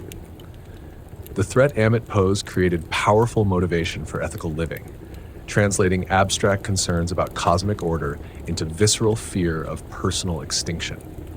Among the more ambivalent supernatural beings were the 7 scorpions who accompanied Isis during her flight with the infant Horus. The magical arachnids served as the goddess's protectors and agents, yet their poisonous nature made them dangerous to innocent bystanders. In one famous episode, the scorpions stung a woman who had refused Isis's hospitality, forcing the compassionate goddess to heal the victim with her magical powers. This story illustrated how even protective supernatural entities could cause collateral damage through their dangerous natures, a reflection of how Egyptians understood natural dangers as sometimes necessary but requiring careful management. The fearsome demon Amut, the Bone Eater, haunted cemeteries and threatened to consume the deceased before they could complete their transformation into blessed spirits. Unlike Ammit, who served cosmic justice, Amut represented the indiscriminate threat of decay and desecration that even the properly prepared dead needed magical protection against. Funeral texts included spells specifically designed to repel this entity, demonstrating how Egyptian afterlife preparations addressed not just the initial judgment, but ongoing spiritual hazards in the afterlife realms. Not all supernatural entities were threatening. The Bennu bird, a self-created being associated with the rising sun and periodic renewal, represented benevolent transformation. Described as a large heron or similar long-legged water bird with magnificent plumage, the Bennu was said to have flown over the primordial waters at creation, its cry breaking the primeval silence. Every 500 years, according to later Greek interpretations as the phoenix, the Bennu would build a nest that became its funeral pyre, from which it emerged renewed, providing a powerful symbol of cyclical regeneration that aligned perfectly with Egyptian concepts of eternal return. Equally benevolent were the four sons of Horus, Imseti, Hapi, Duamutef, and Kebesenuef, who protected the mummified organs of the deceased, stored in canopic jars, depicted with human, baboon, jackal, and falcon heads, respectively. These entities preserved the vital organs needed for afterlife existence, while simultaneously serving as cosmic pillars supporting the four corners of the sky. Their dual function demonstrated the Egyptian tendency to see connections between the microcosm and macrocosm, where protectors of individual bodies simultaneously maintained larger cosmic structures. Some supernatural beings occupied ambiguous territory between major deities and lesser spirits. The Ogdoad of Hermopolis, 8 primordial entities representing aspects of pre-creation chaos, were depicted with frog and serpent heads, emphasizing their primitive, pre-ordered nature. These beings predated creation itself, yet participated in generating the ordered universe, demonstrating how even chaotic primeval forces could contribute to cosmic order when properly channeled and contained. Egyptian households contended with numerous invisible entities that required magical management. Protective figures like the grotesque dwarf godbus frightened away malevolent spirits that targeted sleeping people, particularly pregnant women and infants, with his lion's mane, protruding tongue, and bandy legs. Bes's frightening appearance served apotropaic functions. His ugliness scared away even uglier forces. Ordinary homes contained his image on furniture, cosmetic items, and amulets, making him one of the most frequently encountered supernatural beings in daily Egyptian life. He was more threatening when compared with a wandering dead being called Mot, who had failed to achieve proper afterlife status. Unlike the properly prepared blessed dead, these entities could cause illness, nightmares, and misfortune if not appeased or repelled through proper magical means. Letters to the dead found by archaeologists reveal how Egyptians negotiated with potentially troublesome deceased relatives, offering sustenance and remembrance in exchange for protection rather than haunting, demonstrating sophisticated psychological approaches to managing supernatural threats. The Egyptian awareness of supernatural danger extended to specific dangerous times when hostile forces gained temporary advantage. Particular calendar days marked as inauspicious required special precautions and limited activities. The transitional period between years, the 5 final days added to complete the 365-day calendar, represented an especially dangerous time when the normal cosmic order was weakened, allowing chaotic forces greater influence. Special protective rituals and amulets helped ordinary Egyptians navigate these heightened danger periods. While contemporary popular culture often mischaracterizes ancient Egyptian religion as dominated by animal worship or simplistic deities, careful examination reveals a sophisticated cosmology that recognized both ordered divine powers and more ambiguous, dangerous supernatural forces. The Egyptians developed nuanced approaches to managing these entities, not merely fearing monsters, but integrating them into a comprehensive worldview where even threatening beings served necessary cosmic functions. Through ritual magic and ethical living, Egyptians navigated a world populated by forces beyond human control, creating a spiritual technology for maintaining order amid the ever-present threat of chaos. This complex supernatural ecology reflected the actual ecological conditions of ancient Egypt, where the narrow band of fertile land along the Nile existed in constant tension with the surrounding desert. Just as Egyptians maintained agricultural order through ceaseless irrigation and careful management of natural forces, they maintained cosmic order through proper ritual engagement with supernatural powers, both benevolent and dangerous. The monsters and extraordinary beings of Egyptian mythology weren't primitive imaginings, but sophisticated symbolic expressions of the precarious balance between order and chaos that defined Egyptian existence. In the fluid cosmology of ancient Egypt, boundaries between categories were permeable, identities were mutable, and reality itself could be manipulated through proper knowledge and ritual action. Transformation, called Khepr in Egyptian, the same word that formed the name of the scarab-headed creator deity Khepri, stood as a fundamental principle of existence observable in natural cycles like the sun's daily rebirth, the Nile's annual flood, and the transformation of tadpoles into frogs. This capacity for radical change in form or state extended from the gods themselves to humans who possessed sufficient magical knowledge, creating a mythological framework in which metamorphosis represented not fantasy, but an essential cosmic principle. The gods themselves provided the primary models of transformation. Ra changed form throughout his daily journey, appearing as Khepri in the morning, Ra at midday, and Atum in the evening, before transforming through various regenerative forms during his nocturnal underworld passage. The goddess Hathor could manifest as the nurturing celestial cow or transform into the bloodthirsty lioness Sekhmet when circumstances required ferocity. Nut, the sky goddess, appeared variously as a woman arched over the earth, a celestial cow carrying the sun between her horns, or a sky devouring her piglets, the stars, each morning, only to rebirth them each evening. These divine transformations weren't understood as mere symbolic representations, but as actual metamorphoses that the gods underwent. In the contendings of Horus and Set, these deities engaged in a shape-shifting duel, with Horus becoming a hippopotamus and Set responding with appropriate counter-transformations. When Isis sought to learn Ra's secret name, she transformed a drop of the aging sun god's drool into a venomous serpent that bit him, forcing him to reveal his true name to receive healing.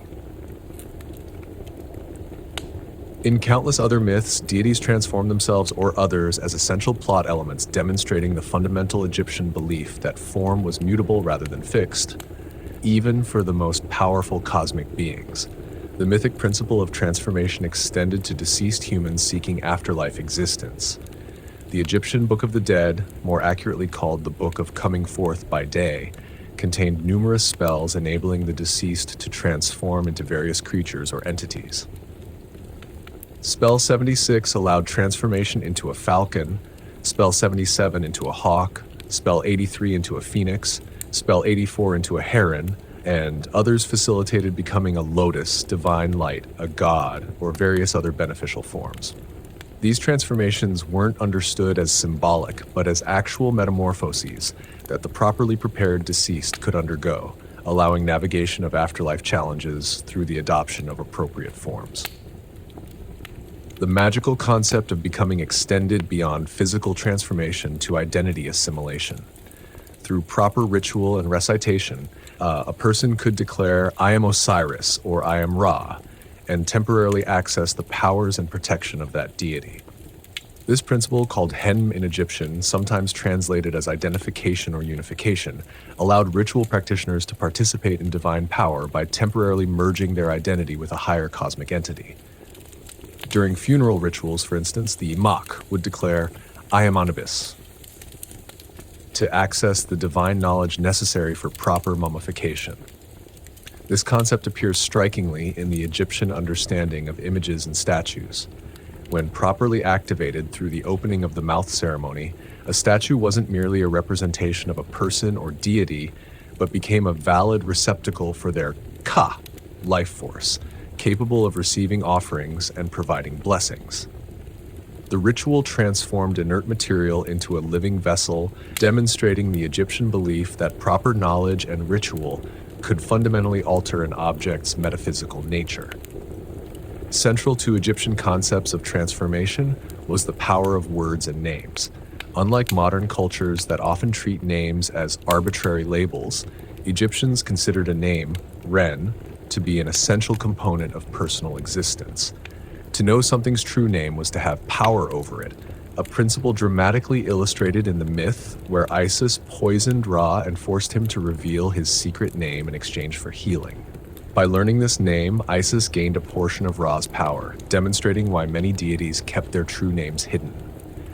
This concept extended to humans, explaining the Egyptian practice of having multiple names, including a good name for public use and a true name known only to close family members. The creative power of speech reached its fullest expression in the Memphite theology, where the creator god Ta brought the universe into existence through the combined power of his heart, mind, and tongue, speech. This concept of creative utterance, often translated as magic, wasn't peripheral to Egyptian religion, but central to their understanding of how reality operated. Words, properly spoken with correct knowledge and ritual purity, could affect physical reality, heal illnesses, repel dangers, transform substances, or communicate with supernatural realms. This wasn't supernatural in the modern sense, but represented the proper application of natural cosmic laws as Egyptians understood them. He permeated every aspect of Egyptian civilization. Medical practices combined physical remedies with spoken incantations that identified the patient with a god, typically Horus, who had suffered similar afflictions and been healed.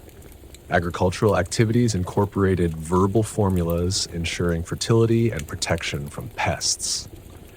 Even major state projects like temple construction began with verbal rituals that transformed the building site from ordinary space to sacred ground.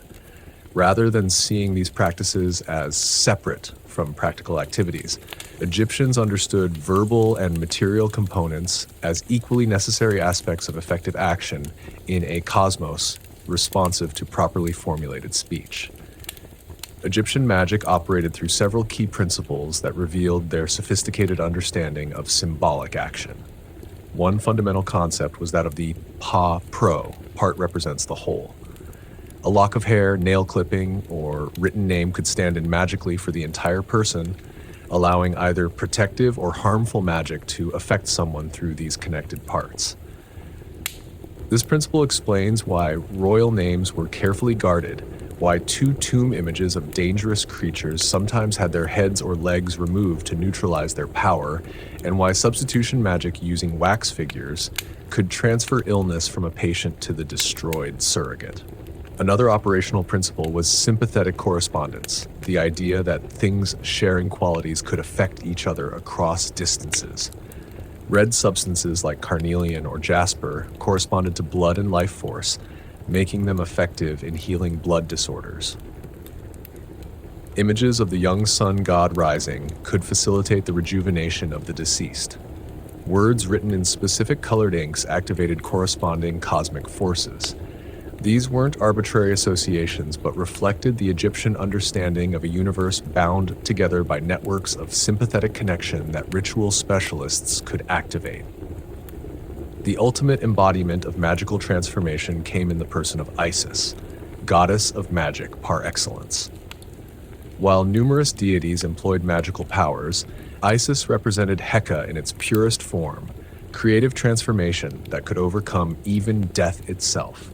Her magical reassembly and temporary reanimation of Osiris demonstrated magic's most profound potential, the reversal of the ultimate cosmic boundary between life and death. Countless myths depicted Isis using her magical knowledge to transform situations, protect her son Horus, or outsmart more physically powerful deities, establishing her as Egyptian mythology's paramount magical practitioner. Yet, Egyptian magic was neither unconstrained nor individualistic. Proper magical practice required knowledge, ritual purity, and appropriate timing according to auspicious days and astronomical conditions. The most powerful magical texts were closely guarded in temple houses of life, where priest-scribes studied and copied sacred writings. Magic that violated Ma'at, or threatened cosmic order, was condemned as dangerous Isfet, chaos, rather than legitimate Heka. Personal magical practice was expected to align with, not contravene, the fundamental cosmic order established by the gods. Perhaps most revealing of Egyptian perspectives on transformation was the linguistic connection between magic, heka, creative speech, and effective governance. The same conceptual complex that described magical effectiveness also applied to successful royal decrees and divine creative acts. A pharaoh whose commands manifested effectively in reality demonstrated the same principle of transformative speech that powered magical incantations. Divine creative utterances, royal decrees, and magical spells all exemplified the same fundamental process: properly formulated speech transforming potential into actuality. The ubiquity of transformative concepts in Egyptian thought reveals a culture that viewed reality as dynamic rather than static, process-oriented rather than fixed, and fundamentally responsive to proper knowledge and ritual action. Their mythology wasn't merely a collection of stories, but a complex symbolic system expressing this fluid cosmology, where identities could merge, boundaries could be crossed, and even death itself could be overcome through proper application of the cosmic principles governing transformation. For 3 millennia, this transformative worldview provided Egyptians with a framework for understanding and interacting with a universe they experienced as both orderly and mutable, governed by knowable principles, yet responsive to human ritual engagement. The mythology of ancient Egypt was neither monolithic nor static. Across its vast territory, stretching from the Mediterranean shores to Nubian borders and throughout its 3,000-year history, Egyptian religious concepts developed remarkable diversity while maintaining essential continuity. Regional theological traditions flourished alongside national cults, foreign deities were adopted and transformed, and gods merged or differentiated according to evolving cultural needs. This complex religious landscape reflected Egypt's unique political structure, a unified state that nevertheless preserved strong regional identities and an isolated civilization that still engaged in cultural exchange with neighboring powers. Long before Egypt's political unification around 3100 BCE, distinct regional religious traditions had developed in the various population centers along the Nile. Each nome, administrative district, maintained its own local deities, creation accounts, and religious practices that continued even after political centralization. Rather than suppressing these local traditions, the unified Egyptian state incorporated them into a comprehensive theological system that acknowledged these variations while establishing overarching religious frameworks that supported national unity. The contrast between Upper and Lower Egyptian religious traditions represented the most fundamental regional division. In the Nile Delta of Lower Egypt, where fertile marshlands and multiple river branches created a landscape of abundance, deities associated with moisture, fertility, and aquatic environments predominated. Goddesses played particularly prominent roles in Delta religion, with deities like Neith of Sais, Bastet of Bubastis, and Wajit of Buto commanding significant cult centers. Lower Egyptian creation accounts often emphasized watery beginnings, and many Delta deities took symbolic forms as aquatic creatures or marsh-dwelling animals. In Upper Egypt, where the narrow Nile Valley was sharply delineated from surrounding deserts, different theological emphases emerged. Solar cults gained particular prominence, with Ra of Heliopolis and later Amun of Thebes becoming dominant male deities. Creation accounts from Upper Egypt more frequently emphasize the primeval mound emerging from chaos, reflecting the annual experience of land appearing from the receding flood. Desert edges and mountain ranges influenced Upper Egyptian religious iconography, with falcon gods associated with high places and deities related to mineral wealth achieving prominence. Even within these broader regions, individual cities developed distinctive theological systems. In Heliopolis, the Ogdoad of 8 primordial deities represented pre-creation chaos. In Memphis, the creator god Ptah brought the world into existence through intelligent speech. In Heliopolis, Atum emerged from primordial waters to generate the first divine pairs. In Thebes, Amun represented the hidden force behind all creation, Each city strove to position its local deity at the cosmic center, developing sophisticated theological arguments for their god's primacy while simultaneously acknowledging the broader pantheon. These regional variations created potential theological conflicts that Egyptian priests resolved through several sophisticated intellectual strategies. The most important was syncretism, the merging of deities with similar functions or attributes into composite forms. Rather than competing gods with similar domains, they could be combined. Amun of Thebes and Ra of Heliopolis merged as Amun-Ra. Ptah of Memphis and Osiris of the necropolis became Ptah-Osiris, while Hathor of Dendera assimilated aspects of numerous local goddesses. These syncretistic combinations weren't seen as eliminating the original deities, but as revealing deeper connections between divine manifestations. Another resolution strategy involved familial incorporation, where local gods were described as children, spouses, or aspects of nationally recognized deities. A locally important goddess might be identified as a daughter of Ra or a manifestation of Isis, connecting the regional cult to national mythology while preserving its distinctive character. Similarly, local divine triads often paralleled the national pattern of father, mother, and child, like Osiris, Isis, and Horus, creating structural parallels between regional and national religious systems. Egyptian theological texts explicitly acknowledge these regional variations using the concept of theological geography. Gods were understood to manifest differently in different locations, with particular cities hosting the deity's primary manifestation. Religious texts might specify Hathor, Lady of Dendera, or Horus of Edfu to indicate specific local manifestations with their distinctive attributes and mythologies. This sophisticated approach allowed Egyptians to maintain both the unity of divine personalities across regions and the special relationship between deities and their cult centers. This religious diversity extended to conceptions of the afterlife, which varied significantly by region and historical period. In Old Kingdom pyramid texts, the royal afterlife centered on ascension to the northern circumpolar stars that never set below the horizon. In Middle Kingdom coffin texts, underworld journeys through the Duat gained prominence. New Kingdom funerary books developed elaborate maps of the underworld that the deceased needed to navigate. These weren't contradictory systems, but complementary understandings of post-mortem existence that could be selectively emphasized according to regional traditions and historical circumstances.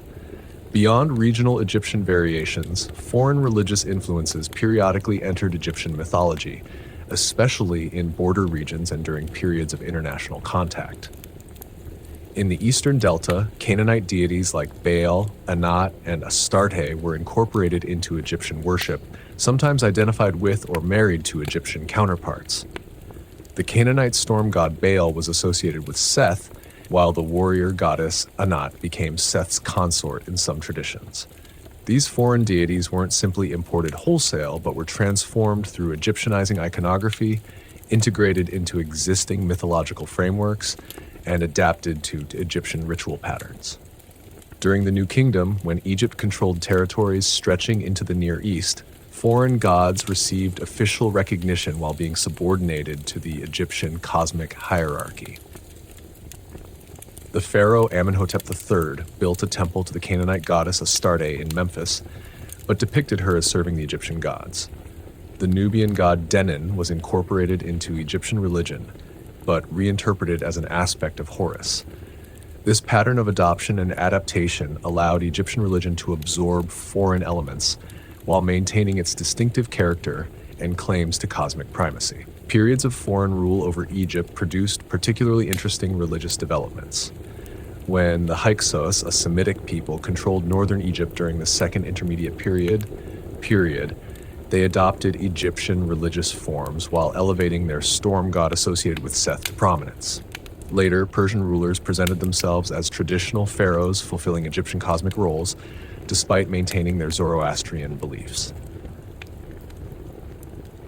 The most sophisticated were the Greeks, who created hybrid deities like Serapis, combining Osiris and Apis with Greek Hades and Zeus to bridge Greek and Egyptian religious traditions.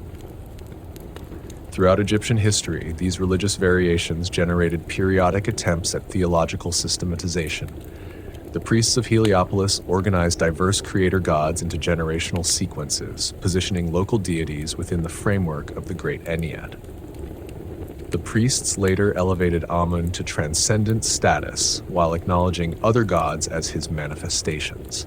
During the New Kingdom, solar theology attempted to unify diverse traditions by describing all gods as aspects of the sun god. These theological projects never eliminated diversity but created intellectual frameworks that could accommodate regional variations within coherent cosmic systems. The most radical attempt at religious unification came during Akhenaten's reign, circa 1353 to 1336 BCE, when this revolutionary pharaoh suppressed traditional cults in favor of exclusive worship of the Aten, the visible solar disk. Rejecting the rich mythological tradition and diverse pantheon, Akhenaten attempted to establish a radically simplified religion centered on the royal family's relationship with the sun. This experiment failed quickly after his death, with traditional cults rapidly restored, demonstrating how deeply embedded religious diversity was in Egyptian culture and how resistant it proved to imposed uniformity. What makes Egyptian religious diversity particularly remarkable is how it maintained fundamental theological continuity, despite variations across regions and historical periods. Certain core concepts persisted: the cosmos emerging from chaos through divine agency, Ma'at as the principle of cosmic order, the cyclical nature of existence, and the possibility of post-mortem transformation into divine status. Regional traditions elaborated these concepts differently, but operated within a shared religious framework that supported both local expression and national cohesion. Egyptian religion thus achieved a remarkable balance between unity and diversity, establishing sufficient common ground for social cohesion while allowing for regional expression and historical evolution. Its capacity to incorporate foreign elements while maintaining a distinctive Egyptian character enabled cultural longevity across changing historical circumstances. Rather than representing theological confusion, Egyptian religious diversity reflected a sophisticated intellectual approach that recognized how divine reality could manifest differently across space and time while maintaining essential coherence.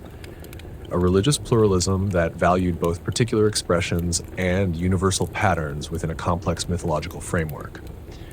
For nearly 3,000 years, Egyptian mythology provided a remarkably stable framework for understanding existence, guiding one of history's longest-lasting civilizations through changing historical circumstances, while maintaining essential cultural continuity.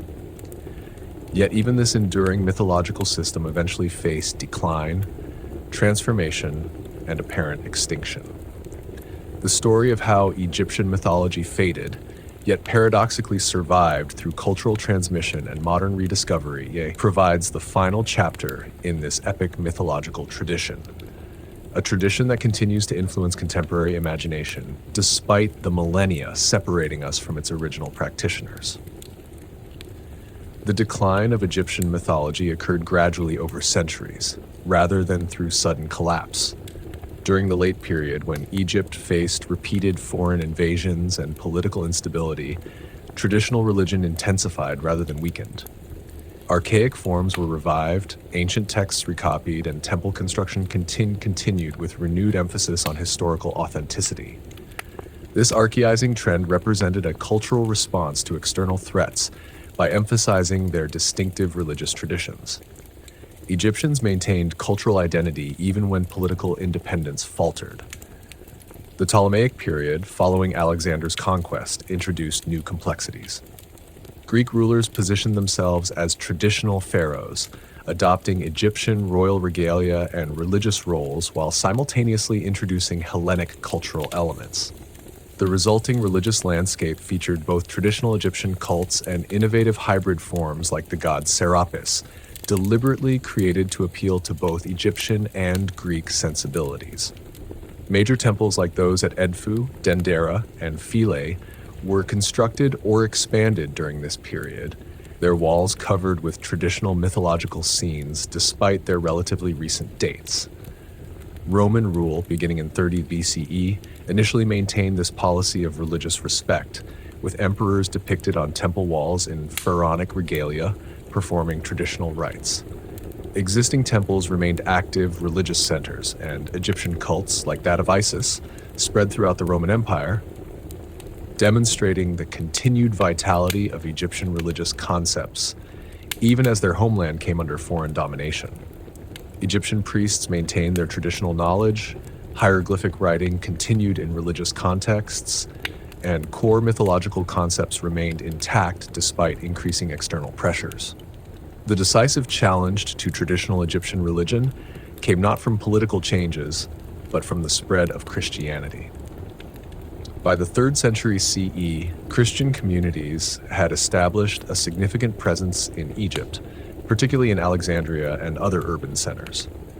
The new monotheistic faith directly challenged core Egyptian religious concepts, rejecting the worship of multiple deities, denouncing animal-headed gods as demonic, and offering a linear rather than cyclical view of time and salvation. Unlike previous foreign religious influences that had been incorporated into Egyptian frameworks, Christianity positioned itself as exclusively true, requiring the rejection of traditional practices. As Christianity gained imperial support in the 4th century CE, active suppression of traditional Egyptian religion intensified. In 391 CE, Emperor Theodosius I issued an edict prohibiting pagan worship throughout the Roman Empire. The Serapeum of Alexandria, a major temple complex, was destroyed by Christian mobs that same year, symbolizing the changing religious landscape. Temples were abandoned, converted to churches, or dismantled for building materials. Priests lost their state support and social status, while traditional religious knowledge became increasingly marginalized. The final outpost of traditional Egyptian religion stood at the southern border on the island of Philae, near the first cataract of the Nile, protected partly by its remote location and by agreements with Nubian tribes who continued to worship Isis. This temple remained active until approximately 550 CE, when Emperor Justinian finally ordered its closure. With this act, institutional worship of the Egyptian gods officially ended after more than 3 millennia of continuous practice, an extraordinary religious longevity matched by few other traditions in human history. Yet, the formal end of temple worship didn't immediately erase Egyptian mythological concepts from popular consciousness. Folk practices incorporating elements of traditional religion persisted in rural areas for centuries, often blended with Christian elements. Coptic magical texts from the 6th to 8th centuries CE continued to invoke ancient deities alongside Christian figures, demonstrating how Egyptian concepts of magical efficacy survived the institutional transition even as Christianity became Egypt's dominant religion. Cultural memory preserved aspects of traditional mythology through festivals that maintained their ancient timing while receiving Christian interpretation. The most significant transmission of Egyptian mythological elements occurred through Hermeticism, a philosophical religious tradition that emerged in Greco-Roman Egypt, claiming descent from the wisdom of Thoth, identified with Greek Hermes. Hence, Hermetic texts like the Corpus Hermeticum preserve transformed aspects of Egyptian theological concepts, particularly regarding cosmic order, divine knowledge, and magical efficacy.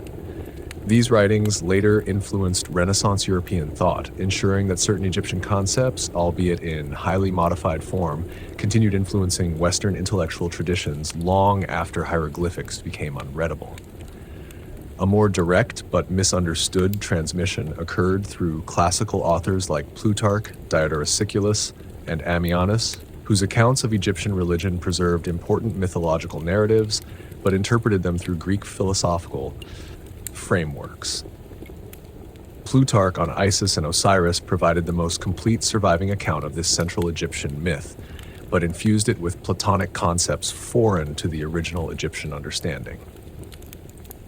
These Hellenistic interpretations became the primary source of knowledge about Egyptian mythology for Western thinkers until the 19th century, creating persistent misunderstandings that continue influencing popular conceptions.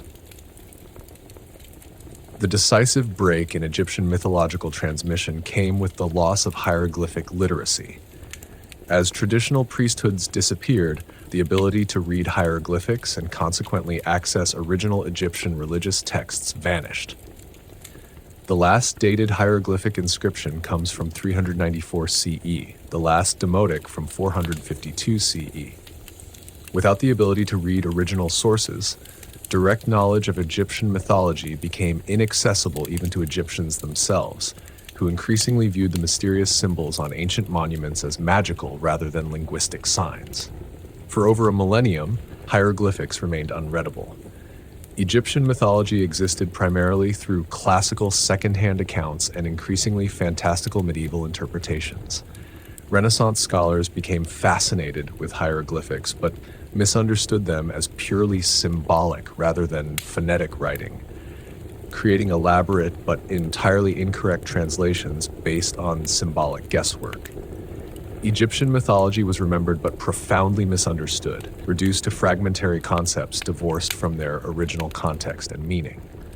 The rediscovery of authentic Egyptian mythology began with Napoleon's Egyptian expedition 1798 to 1801, which included scores of scientists and scholars who systematically documented Egyptian monuments. Their findings, published in the monumental description de l'Egypte, reintroduced Europe to Egypt's architectural and artistic achievements while stimulating renewed interest in deciphering hieroglyphics. This scholarly attention culminated in Jean-François Champollion's successful decipherment of hieroglyphics using the Rosetta Stone in 1822, reopening access to original Egyptian texts after 15 centuries of silence. As hieroglyphic translation advanced throughout the 19th century, authentic Egyptian religious texts became accessible for the first time since late antiquity.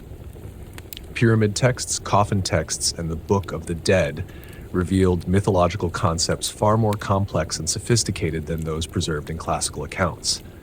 Temple inscriptions provided theological depth previously unknown, while narrative papyri recovered from tomb assemblages restored lost mythological episodes. Gradually, a scholarly understanding of Egyptian mythology transformed from a collection of exotic anecdotes to recognition of a profound religious system, expressing complex theological and cosmological concepts. This scholarly rediscovery coincided with broader cultural phenomena that brought Egyptian concepts into popular consciousness. The archaeological rediscovery of ancient Egypt, particularly the spectacular find of Tutankhamun's tomb in 1922, generated widespread fascination with Egyptian aesthetics and symbols. Western esoteric movements like theosophy and occult societies claimed a connection to supposed Egyptian wisdom, while early science fiction and fantasy literature frequently incorporated Egyptian mythological elements. These popular interpretations often bore little resemblance to authentic Egyptian concepts, but ensured Egyptian imagery remained present in modern imagination. Contemporary popular culture continues to be saturated with Egyptian mythological elements, from museum exhibitions that attract millions of visitors to films, novels, and games that incorporate often heavily modified Egyptian deities and concepts. These modern interpretations typically simplify and distort original Egyptian understanding, yet they keep core mythological narratives circulating within contemporary consciousness. The visual distinctiveness of Egyptian religious imagery, animal-headed gods, hieroglyphic writing, pyramidal structures, ensures its continued recognition, even as its original meanings are often lost. Academic understanding of Egyptian mythology, meanwhile, has developed increasing sophistication, with scholarly debates now focusing on nuanced questions of theological development, regional variations, and the relationship between elite and popular religious concepts.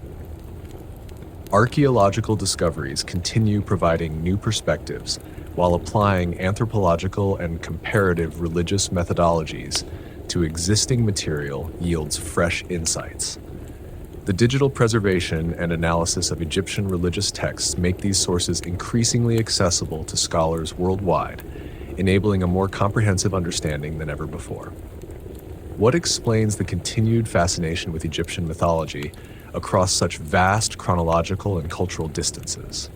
Unlike some ancient religious systems that seem entirely alien to modern sensibilities, Egyptian mythology addresses universal human concerns in particularly vivid and compelling ways.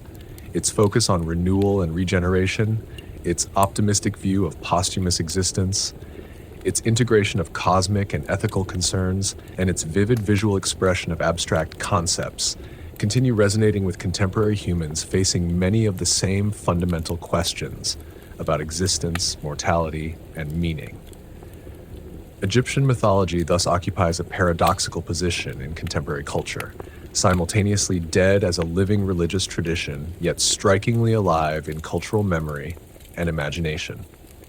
The gods no longer receive offerings in dedicated temples, hierophantic priesthoods no longer perform daily rituals, and no community structures its calendar around traditional Egyptian festivals. Yet elements of this mythology permeate contemporary consciousness through museum displays, popular media, and scholarly discourse, ensuring that deities once worshipped along the Nile continue existing in human awareness millennia after their original devotees passed into history. This cultural afterlife seems oddly appropriate for a mythological system so focused on posthumous existence and cyclical renewal. Like the scarab beetle pushing the solar disk across the sky, Egyptian mythology has undergone its own form of rebirth, transformed from living religious tradition to cultural memory, from inaccessible mystery to object of scholarly study, from forgotten wisdom to source of artistic inspiration. In this continued presence, despite institutional extinction, Egyptian mythology demonstrates its own version of the eternal return it's so powerfully expressed, a testament to the enduring human capacity to preserve, transform, and revitalize meaningful symbolic systems across the boundaries of time and cultural change. Our journey through Egyptian mythology has traversed a vast landscape of divine beings, cosmic dramas, profound concepts, and enduring cultural achievements. From the primordial waters of Nun to the judgment hall of Osiris, from Ra's solar bark to the fertile banks of the Nile, we have explored a mythological system of remarkable depth and subtlety that sustained one of history's longest-lasting civilizations through more than 3,000 years of cultural evolution. As we conclude this exploration, certain fundamental patterns emerge that reveal why this ancient symbolic system continues to fascinate us across millennia of historical distance. Perhaps most distinctive about Egyptian mythology was its profound optimism regarding existence itself. Unlike mythological systems that viewed creation as flawed or life as suffering, Egyptian thought celebrated the fundamental goodness of the ordered cosmos. Creation represented triumph over chaos rather than a fall from perfection. Physical embodiment wasn't spiritual imprisonment, but the natural condition of existence. Even death itself wasn't final, but a transformative passage toward continued life in a new form. This life-affirming quality permeated Egyptian culture, from monumental architecture to daily practices, now creating a civilization that invested enormous resources in celebrating and perpetuating existence beyond natural boundaries. This optimism operated within a characteristically Egyptian framework, emphasizing balance and complementarity rather than absolute opposition.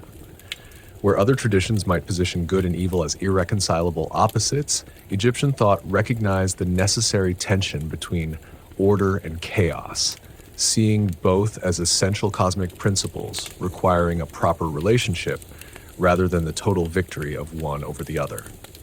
The sun required darkness to regenerate, the fertile land needed the desert beyond its borders, and even seeming opposites like life and death revealed themselves as complementary phases in larger cycles of existence.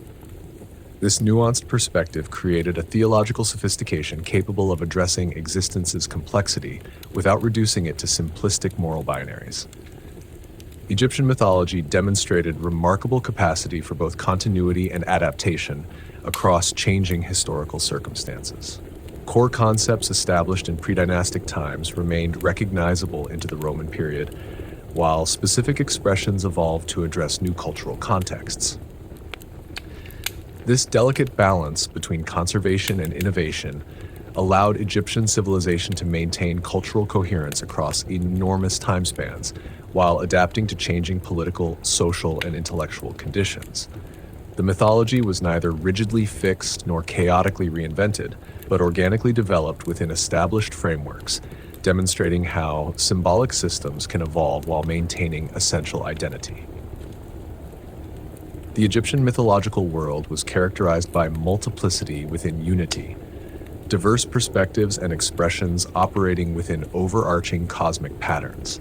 Regional variations, theological schools, and historical developments created numerous interpretations of divine realities. Yet these weren't experienced as contradictory, but as complementary perspectives on truths too profound for singular expression. This intellectual approach created space for both popular devotion and sophisticated theological reflection within the same religious framework, allowing Egyptian mythology to simultaneously address cosmological questions and practical concerns across diverse social contexts. For all its apparent exoticism to modern eyes, Egyptian mythology addressed fundamentally human questions that remain relevant across cultural and temporal boundaries. How did the ordered world emerge from chaos? What cosmic patterns govern existence? How should humans relate to divine powers? What happens after death? How can we reconcile order and disruption, cycle and change, individual action, and cosmic patterns?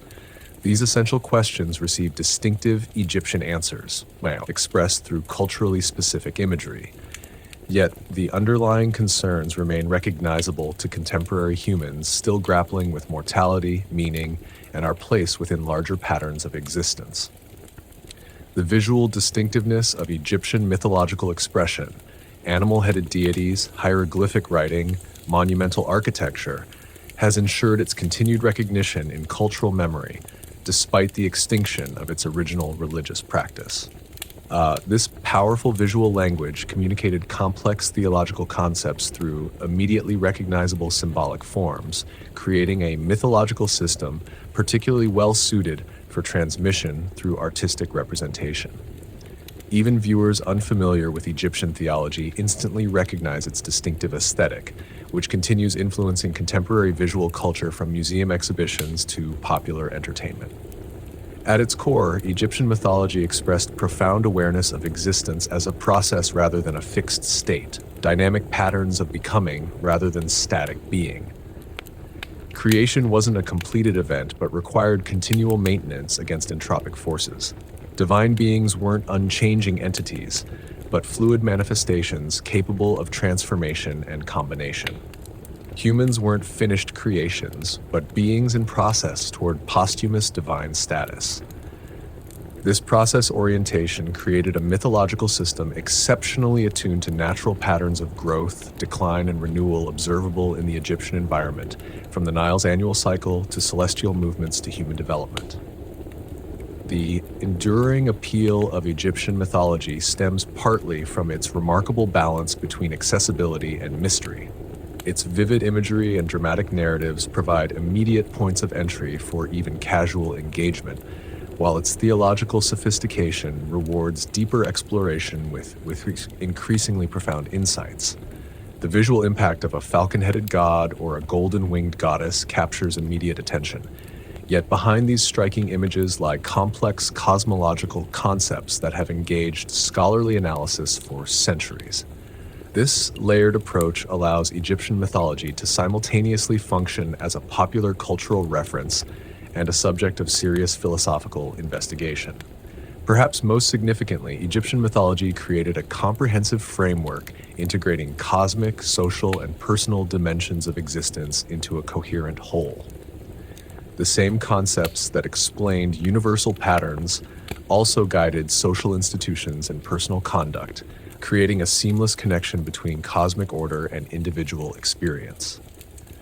The king maintaining Ma'at through proper governance paralleled the sun god maintaining cosmic order through his daily journey, which in turn paralleled individuals maintaining proper relationships through ethical conduct. This integration of macro and micro scales created a mythological system where personal actions carried cosmic significance, while universal patterns provided models for human behavior. After thousands of years and dramatic cultural transformations, we can no longer access Egyptian mythology as its original practitioners experienced it. The living tradition has been severed by time, linguistic shifts, religious changes, and cultural discontinuity. Yet, something essential remains accessible through careful study of surviving texts and monuments, offering glimpses of a remarkably sophisticated approach to existence that developed along the Nile over millennia of intellectual evolution. This mythological system wasn't primitive superstition, but a complex symbolic framework for understanding and engaging with reality that continues offering insights despite its historical distance. As modern humans navigate our own existential challenges, environmental crises, technological transformation, social fragmentation, and spiritual uncertainty, the Egyptian mythological perspective offers valuable alternative patterns of thought. Its emphasis on cyclical renewal rather than linear progress, its recognition of the necessary complementarity between apparent opposites, its integration of material and spiritual dimensions of existence, and its profound appreciation for continuity amid change, provide conceptual resources for reimagining our relationship with time, nature, and cosmic patterns. While we cannot simply adopt ancient Egyptian perspectives in modern contexts, we can learn from their distinctive approach to perennial human questions. The gods of Egypt may no longer receive offerings in dedicated temples, but they continue existing in human consciousness, perpetuated through scholarly study, artistic representation, and cultural memory. This persistence across millennia suggests something essential about these symbolic expressions of cosmic forces and human experience, something that transcends their specific cultural context to address fundamental patterns of existence that remain relevant despite changed circumstances. Like the phoenix that the Egyptians called the Bennu bird, their mythology has undergone its own form of death and regeneration, transformed yet recognizable across the great distance of time. In the Egyptian understanding, to speak the name of the deceased was to help them continue existing beyond physical death.